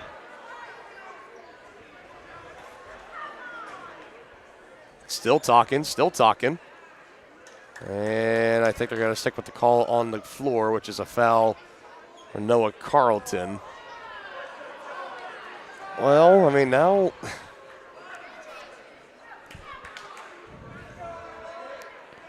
They're going to stick with it. They will. Yep. And a round of applause from the Paola fans and their bench. Which, lucky for Richmond, that would have been his 4th, correct? Yes. So dodging a bullet there, potentially. Heard a faint boo there. So somebody in the crowd. A little bit. I mean, I felt like it could have gone both ways, but I mean, it definitely could have. It definitely could have, yes, but I feel like if I were the referee, that was 95% a charge. But I feel like it's the right decision to just stick with the call. No need to have the over-exaggerating over. And it's pretty easy when you got a big guy like Richmond down low and he's knocking somebody down. It's kind of easy to assume it's like, oh, like using his brute force to trample somebody. But again, I agree with the call with the official. I think they handled it well. Still in empty possession. Glover just lost it on his way in. Turnover number 4 for the Chieftains. Sanders back the other way. That doesn't go. Second effort. And trailing right behind him is Jace Curley, who's got his first bucket. And the 2 of the 3 starters who didn't score, actually 2 of the 4 starters who didn't score, they're now in scoring figures as Cohee, now Curley, but Alex Curley, who only had 2. Here he is with the 3 ball. Up to 5 for him.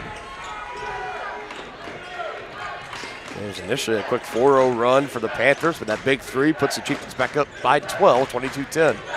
Trying to answer. Curley. He does! Curley doesn't get the ball much. He loves to just pass it around, but whenever he does like to take his shots, they're mostly 3 balls. And the first 3 ball of the game for Paola. Last touch by Glover. As now you kind of start to feel the energy and starting to manifest maybe a little bit to that Paola side of the arena here. And you've brought it to within 9 now, so you're feeling really good about how your offense has come out in the second half. There still's got to be a bit of kinks worked out. Trying to go underneath, loose ball. Curley's able to collect. Crowley poking it out. It'll stay down here with Paola as Hall, I almost said Hall. Check back in.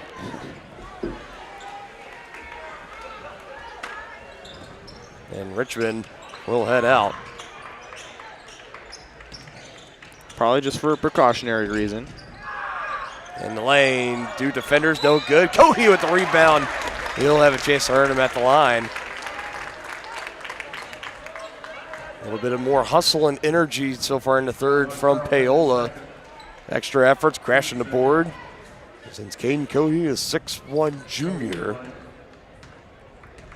Good mix of, looks like a lot of juniors and sophomores on this team. 2 seniors for the Panthers. Yes, 2 seniors.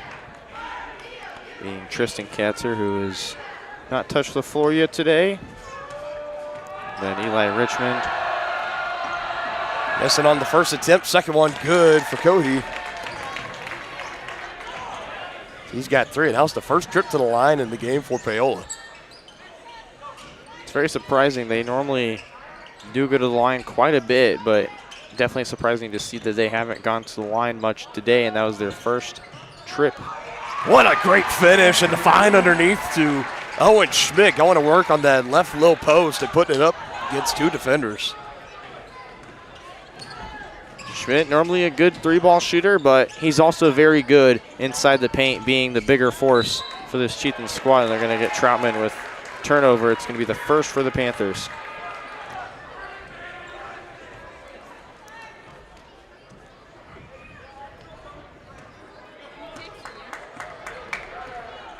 Still here at a 10-point contest, pushing the halfway mark of the third quarter, 24-14, Chieftains on top.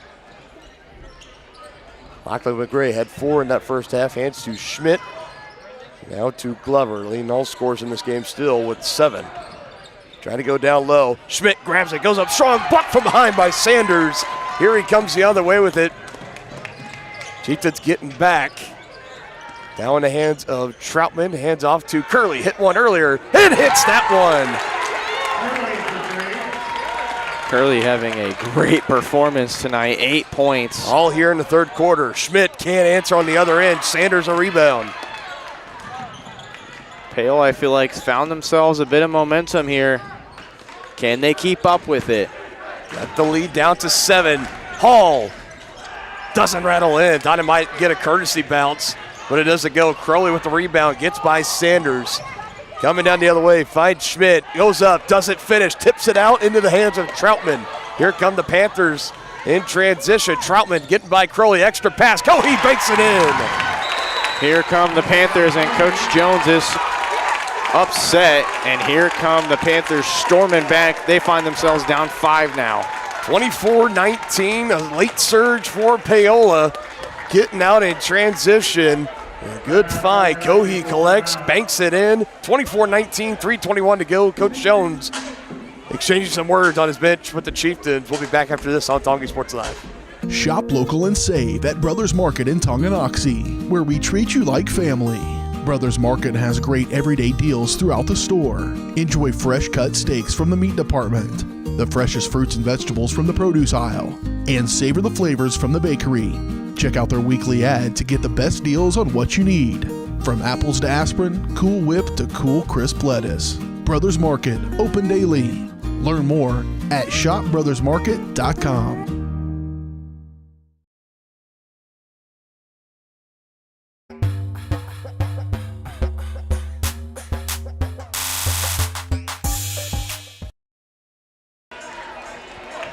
Panthers clawing their way back into this one. Now only down by 5, 24-19, 3:21 left to go in the third quarter. Dylan Funk alongside the voice of the Panthers and Paola Sports Live, Brendan Bolin. Happy to bring you tonight's special simulcast coverage on Tonganoxie and Paola Sports Live. We are being treated. We knew this was probably going to be a close contest coming into this. It was a slow start in the first half, only 6 points put up by the Panthers. They have found their groove here in the third and are starting to make it a ball game. And it's all been finding their groove, connecting with each other on offense. And it's been quite the story as it's frustrated Coach Jones. And Coach Oshel has to feel happy. Even the Panther fans were on their feet and excited. This is the team they want to face. This is the team they want to beat. This is the team they beat almost a whole calendar year ago. Burn for 3 straight ahead, doesn't go, and another rebound underneath as we see Hoffine back into the game. Hoffine to be exact. Cohee on the bucket on the last possession, puts it up. Almost. Yeah, the Paola fans definitely getting rowdy, getting on their feet, got something to cheer about in this third quarter. And a chance to cut into this lead even more at the free throw line. Second trip of the game for Cohee and the Panthers overall. He went 1 for 2 on his last time up. Cohee's one of the more flawless free throw shooters. You just let that one short. The good old announcer's kibosh. Announcer's jinx, whatever you want to call it. I've did that so much. We all have. Happens to the best of us. Trying to hit on the back end, making a 4-point game. Cohee on the way, and good. That's a little more what you were just alluding to right there. Yeah. Wide open room for McCray. You know he's going to take advantage of it. Can't knock it down. Burn with the rebound off his shin, and it'll be Paola basketball. Things starting to unravel here for the Chieftains. See Coach Jones putting the hands up on the sideline. Just, what are we doing here?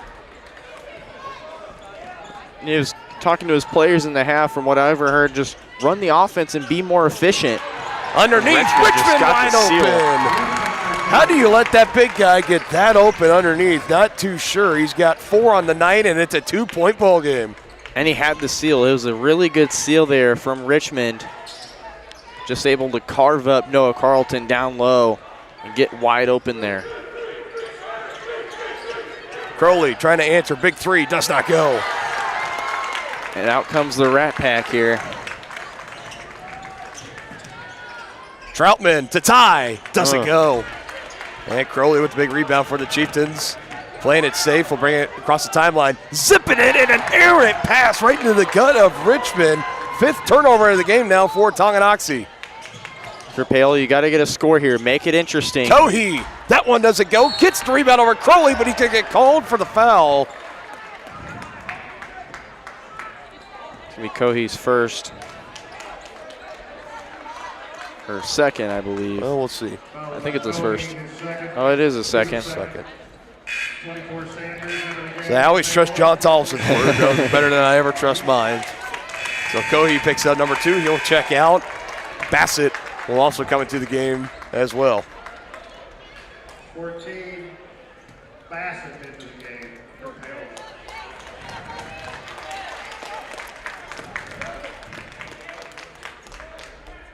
So, oh, hang on.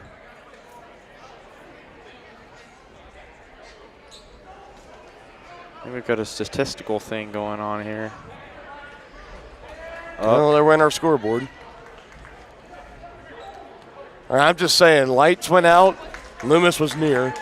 Loomis near the scoreboard again. I'm just kidding, everybody. He was going over trying to figure it out. They're trying to work it out at the scores table right now. But let's talk about this right now. A 16-5 run in this third quarter right now for Paola has projected them. It looked like they were in the cellar and Tongi was going to round them for a big senior night win. But instead, we're sitting here, a 2-point contest, and Paola trying to win their first ball game in 364 days. And they have the right formula to do it. They've had the connection. They've had the chemistry. They forced Tonganoxie into a frustrating position. And now all of a sudden you find yourself down 2. And you've got plenty of time to mount a comeback and even start putting your first lead together of the game. And how's Paola going to do it? Like they've done in the third quarter. And like I mentioned, they have to body the Chieftains down low. You saw Richmond do it on Carleton. You saw Caden Cohey get the second chance boards. This is going to have to be their formula. So the Panthers led, and the only time when it was 2-0 when they scored the first bucket of the game. And the Chieftains tied it at 2 and then have led ever since. Carleton, 3 does not go. Don't see him put up too many of those. Carleton thought about it the first time, but the second time he had to pull it. He was wide open there. Under a minute, Sanders got Crowley off his feet, driving in on Glover. Able to get the ball away now in the hands of Bassett. Quickly goes back to Troutman, drives left on Glover. Stop in the lane, puts up, tie ball game. Oh my goodness, folks. I knew we had a ball game on our hand, but I didn't know it'd come in the third quarter. Crowley trying to get back to lead, does not go. And the Paola Panthers a chance to take the lead and potentially hold for the final shot on what they have dominated in this third quarter. And they can't let it slip. If you remember Baldwin, and I hate to bring this up, Baldwin went on a 15-0 run to start the fourth quarter after an initial tie there. McGray with it to Crowley. Good if it goes. On senior night, it does not. An 18-5 run for the Panthers in the third quarter, tying this one up. Still 1 full quarter to go. We are coming down to the wire here on Tonganoxie and Paola Sports Live. You do not want to miss it. Hey folks, save $1,000 on your interior painting project this winter. Hire Absolute Painting during November through February and qualify for 10% off your project, a free paint upgrade, and a free color consultation to make sure you choose the perfect colors to transform your home. This amazing offer only lasts until our winter calendar is booked and spots are filling up fast. Call now and save $1,000 on your interior project. No money down, affordable monthly payment options are available. This offer won't last long, so call now to save $1,000 on your interior project with Absolute Painting, where quality is absolute. I was just wondering. Enter query. Should I use a robot? Vacuum? No. Are Bots taking over the world? Yes. Never mind. Sometimes humans are just more helpful. Unlike a robo-advisor, we can put together a personalized plan. Farm Bureau Financial Services. It's your future. Let's protect it. Contact Farm Bureau agents Tex Vandervoort and Jerry Sanders in Tonganoxie today.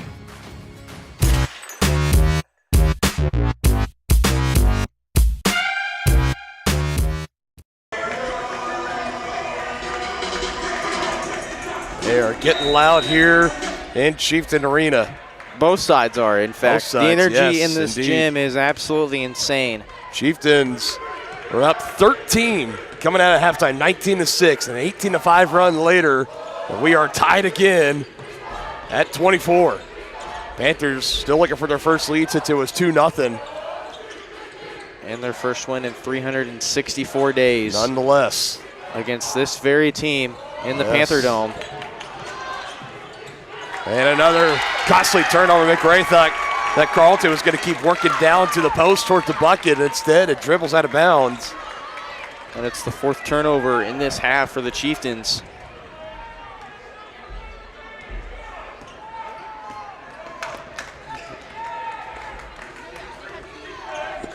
Both teams close to about the same turnovers. Paola's done a very nice job taking care of the basketball here in this second half. The Chieftains, on the other hand, have not. A big part of getting the Panthers back into this one. They come away with the steal here. Poking it loose was Crowley. Here he is with it right now. Gonna drive hard. Late give to McRae underneath. Swarm of defenders able to get it out. Paola fans want to travel. Not gonna get it though. As McRae will dish it back to Glover. Go back to the left side for Schmidt. Had to take a couple of seconds, make sure he secured that basketball. It's going to have to be a careful game from the referee's standpoint of view. Schmidt bumps into Richmond and a kick out to Crowley. Now back there at the top to Glover. McRae guarded by Cohey. Schmidt coming off the screen, but quickly getting around it. Right back on him is Jace Curley. A lot of moving around here for the Chieftains. Not a lot of action trying to go towards the bucket.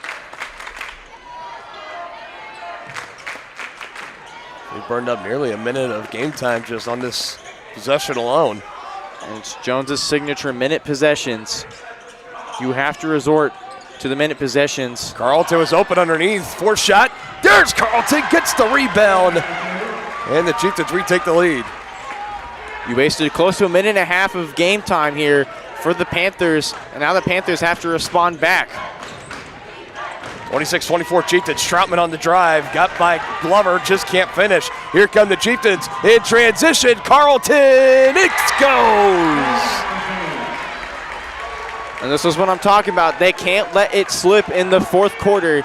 Chieftains already on a 4-0 run now. 7 points for Noah Carlton on the night.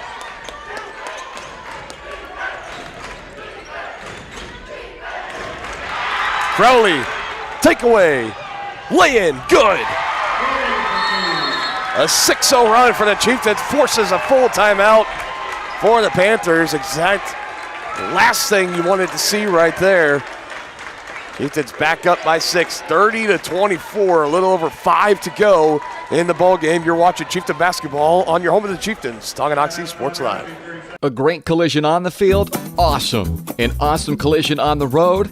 Not so great. If that bad play does come your way, take your car to S&S Body Shop in Tonganoxie. S&S has been the area's premier auto collision repair center since 1972, working on all makes and models, glass replacement, bumper repair, fiberglass and plastic, color matching, and more. Plus, they work with all insurance companies. Get your ride back in the game. Learn more at snsautoandbody.com or call 913-369-3193.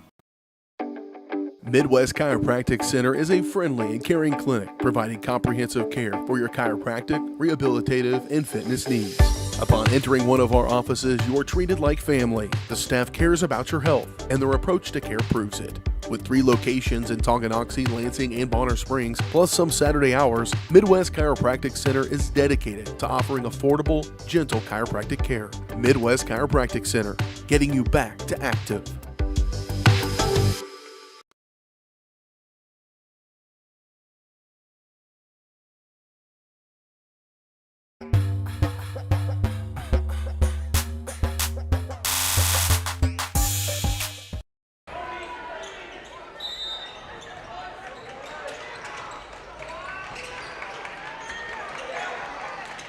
Action continues, rolling along here on Tonganoxie Sports Live, and for our audience watching the game on Paola Sports Live, we're glad everybody can be with us. Chieftains on a quick 6-0 run, back in front 30-24.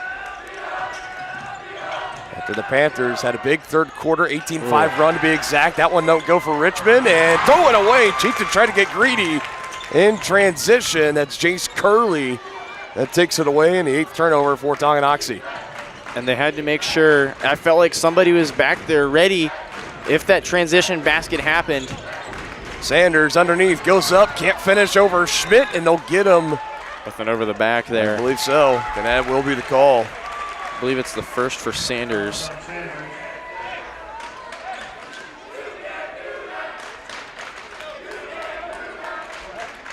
Yes, the first. I wanted to make sure I was right.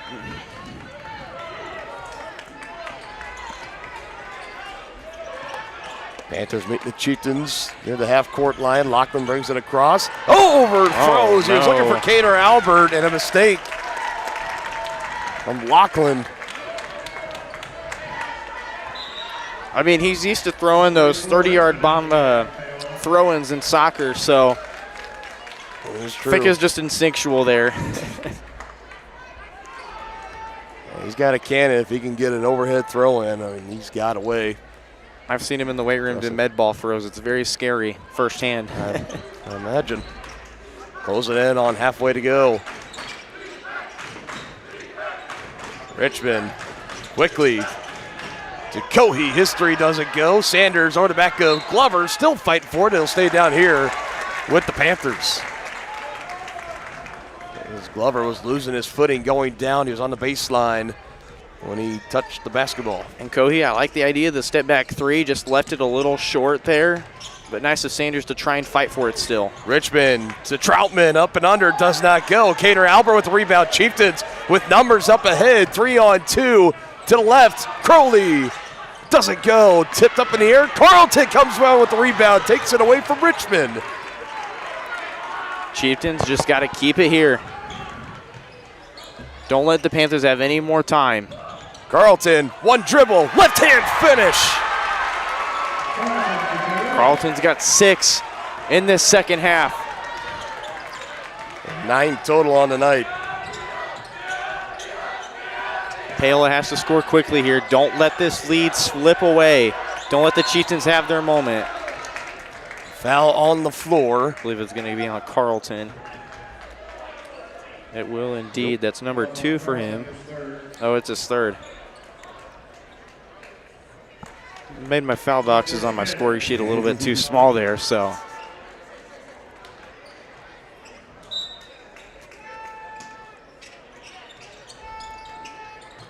Troutman on the inbound, finds the body of Richmond. Double team, goes with the left hand, too strong. Troutman with the rebound, goes up strong, too short. Ball is still loose. Who wants it? Sanders on it for the Panthers. Jump ball's going to go the other way now. And it will. Tonganoxie will have control. Coach Ryan Olschel is trying to plead his case about something, and he's got to be pretty careful here. I've never seen Coach Olschel get upset here. He's getting pretty animated with the official, and I saw him.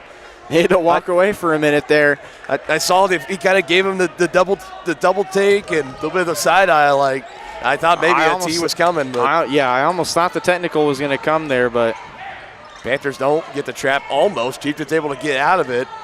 Trying to take it under 3 minutes. Glover stops and the kick out, loose ball. Carlton still able to control. Panthers just sitting in their 2-3 zone. And Cohey's going to have to. Cohey tried to reach, and he's going to plead his case with the official.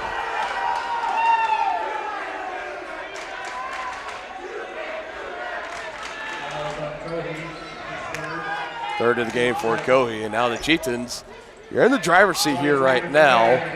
As far as team fouls, Paola has 2, Tonganoxie has 1. 2:53 left to go in the ball game, an 8-point lead for the Chieftains. This is the point now. We had mentioned earlier in that first game, the little bit of like the keep away, try to just milk this clock and take it down. The Chieftains in good position to do that right now. This one off the sneaker of Richmond. McGray trying to bounce that inside to Carlton. We'll keep it down here. And if you're Paola, it's not hurtful to foul. It just depends on which player is going to be the one to foul. And I know it probably is not going to be an intentional foul, but still just be mindful that when it comes down to the point where you have to foul, it's better to have less fouls with more time to get the ball in your hands. Crowley almost picking the pocket again. Coach Oshel is going to call a timeout to make sure he stays with the basketball here. The possession arrow, it did favor Paola.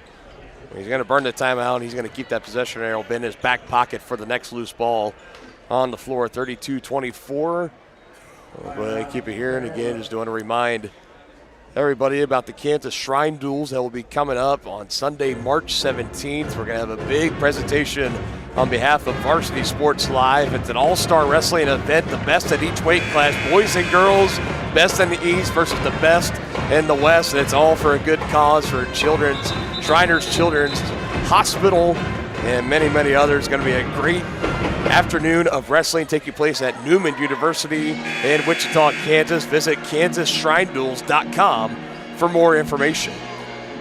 So I'll be on the call there. Dennis Drayton will be on the call. You'll be there too. You'll be helping out with some behind-the-scenes stuff. Excited.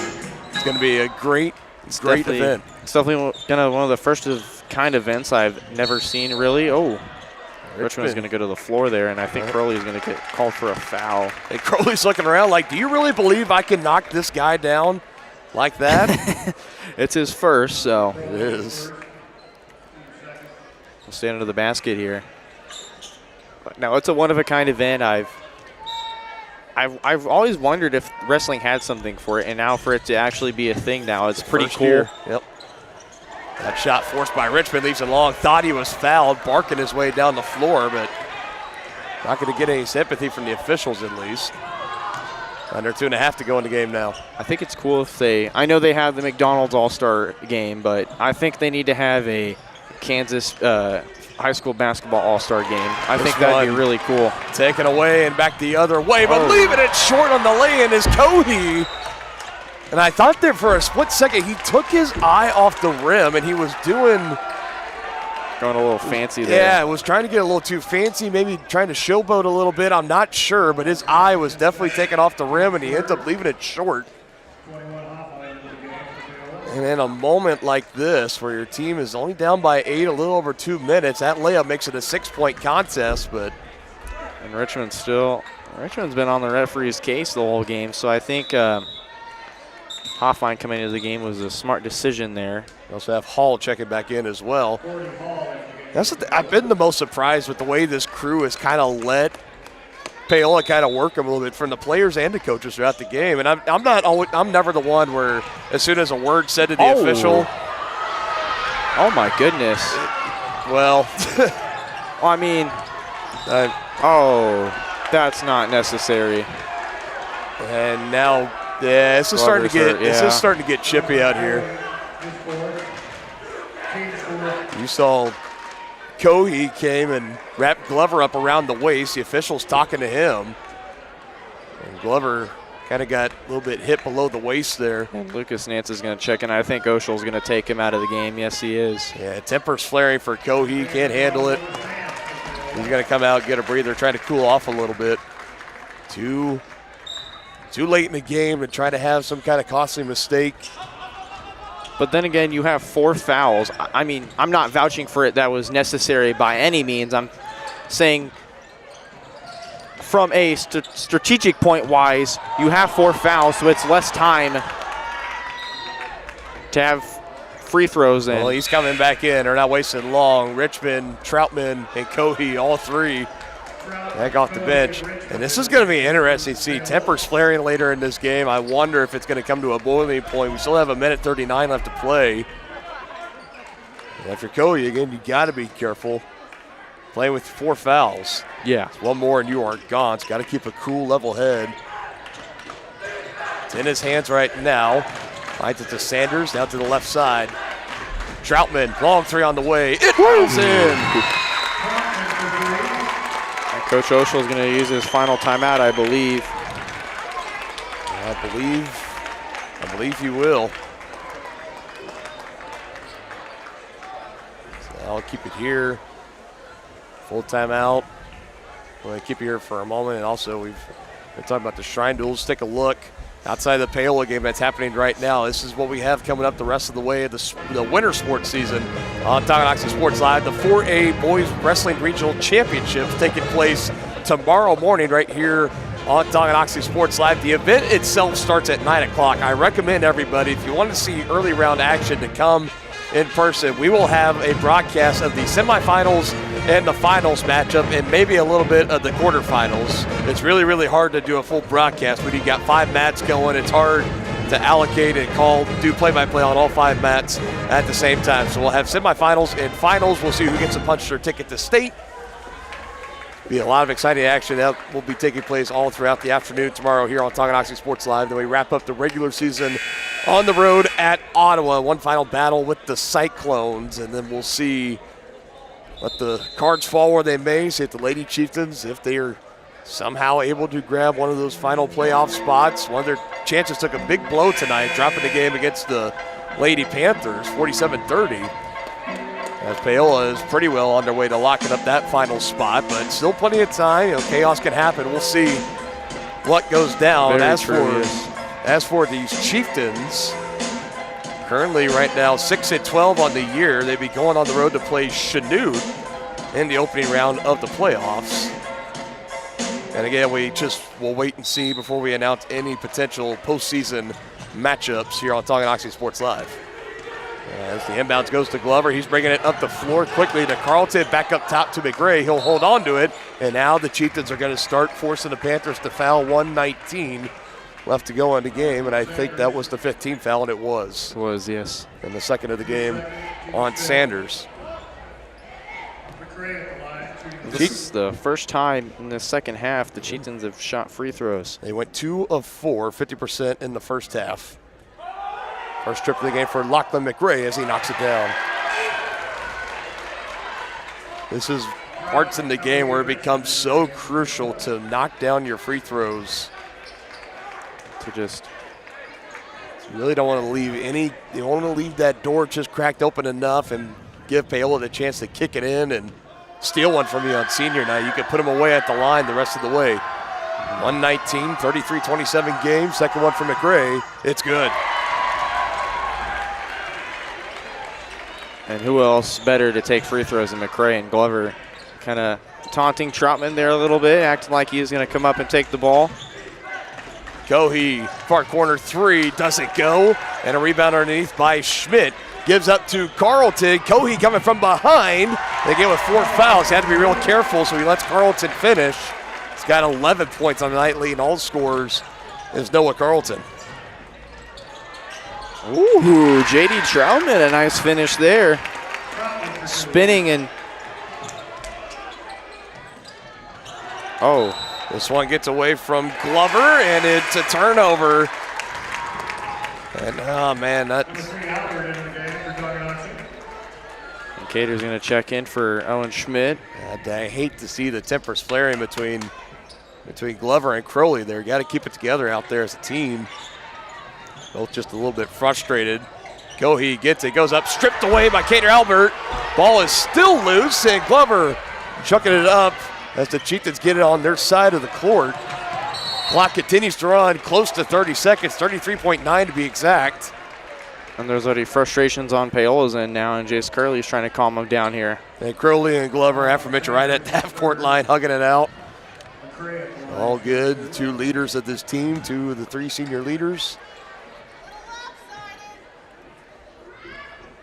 And the Paola crowd voicing their displeasure. Feels the calls have been a little one-sided in this game. As McRae knocks it down, 3 for 3 on the night from the line.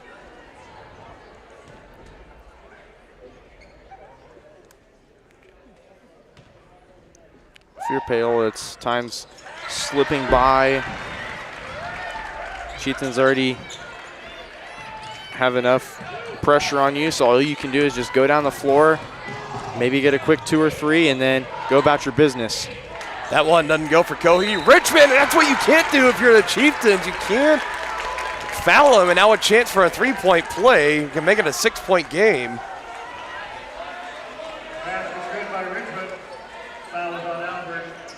I'll tell you, that tension, that tension out there on the court, man, you can almost cut it with a knife. I mean, you can tell is really –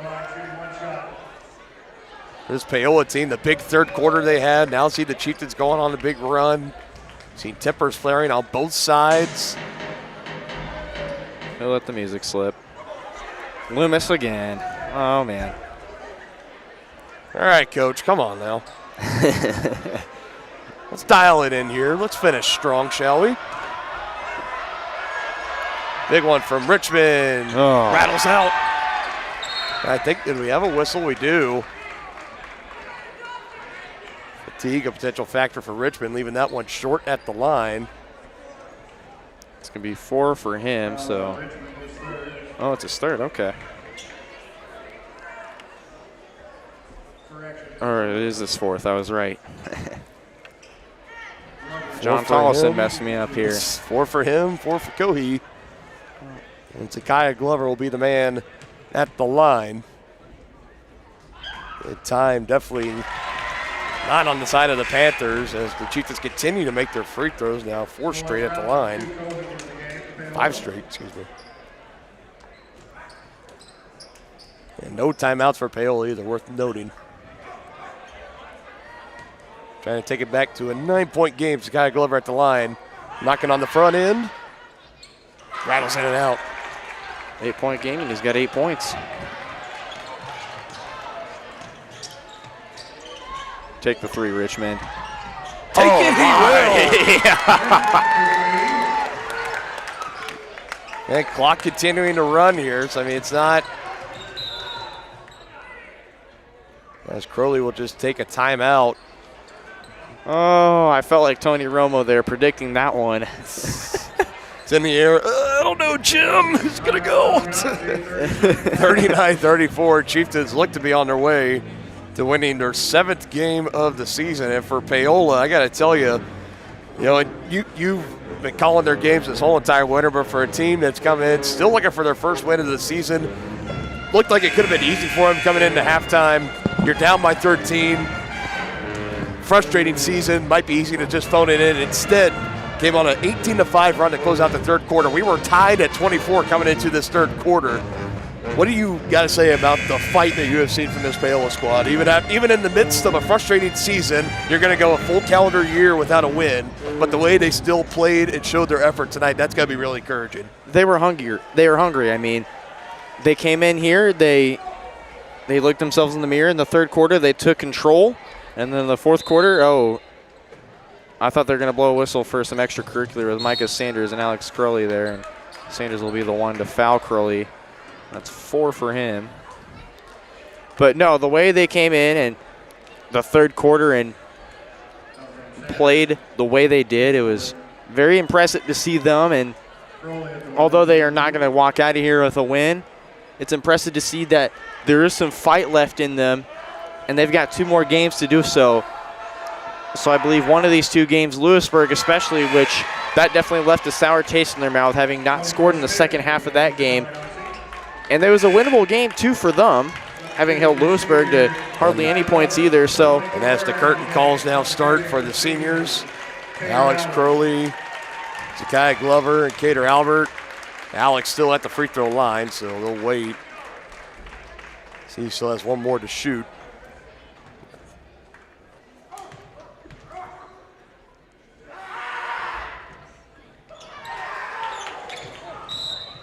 He just collides into Richmond. Look out! Oh. And now we're going to see maybe a technical. I mean. Uh-oh.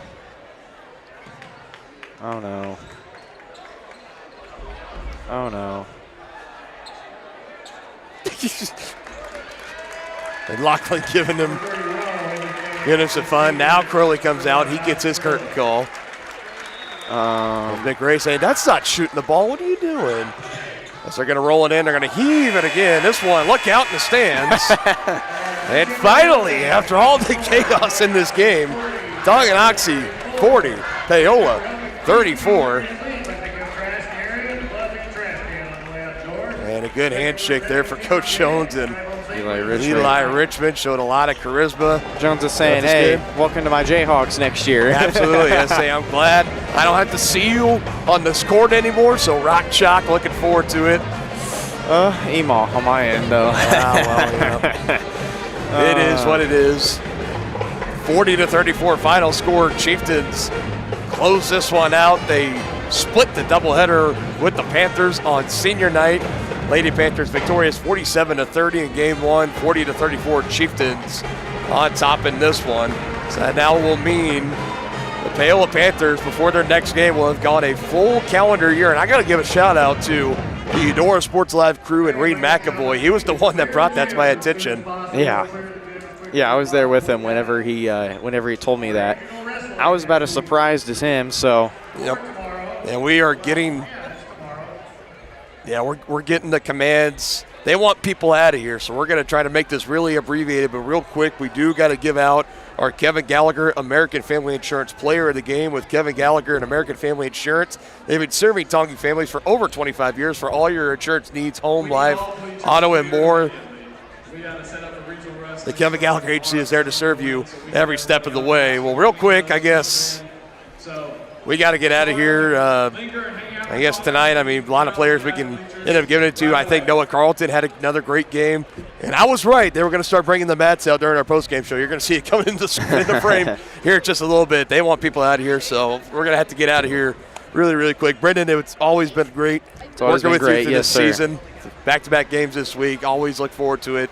Might have to get together for some baseball or something this spring sports season. Yeah, absolutely. We'll have to wait and see. So, all right, so thank you guys for joining us today from our folks over at Paola Sports Live and right here on Tonganoxie Sports Live. I want to thank everybody for watching along with our doubleheader tonight. We will see you all tomorrow afternoon for regional wrestling action right here on Tonganoxie Sports Live, your home of the Chieftains.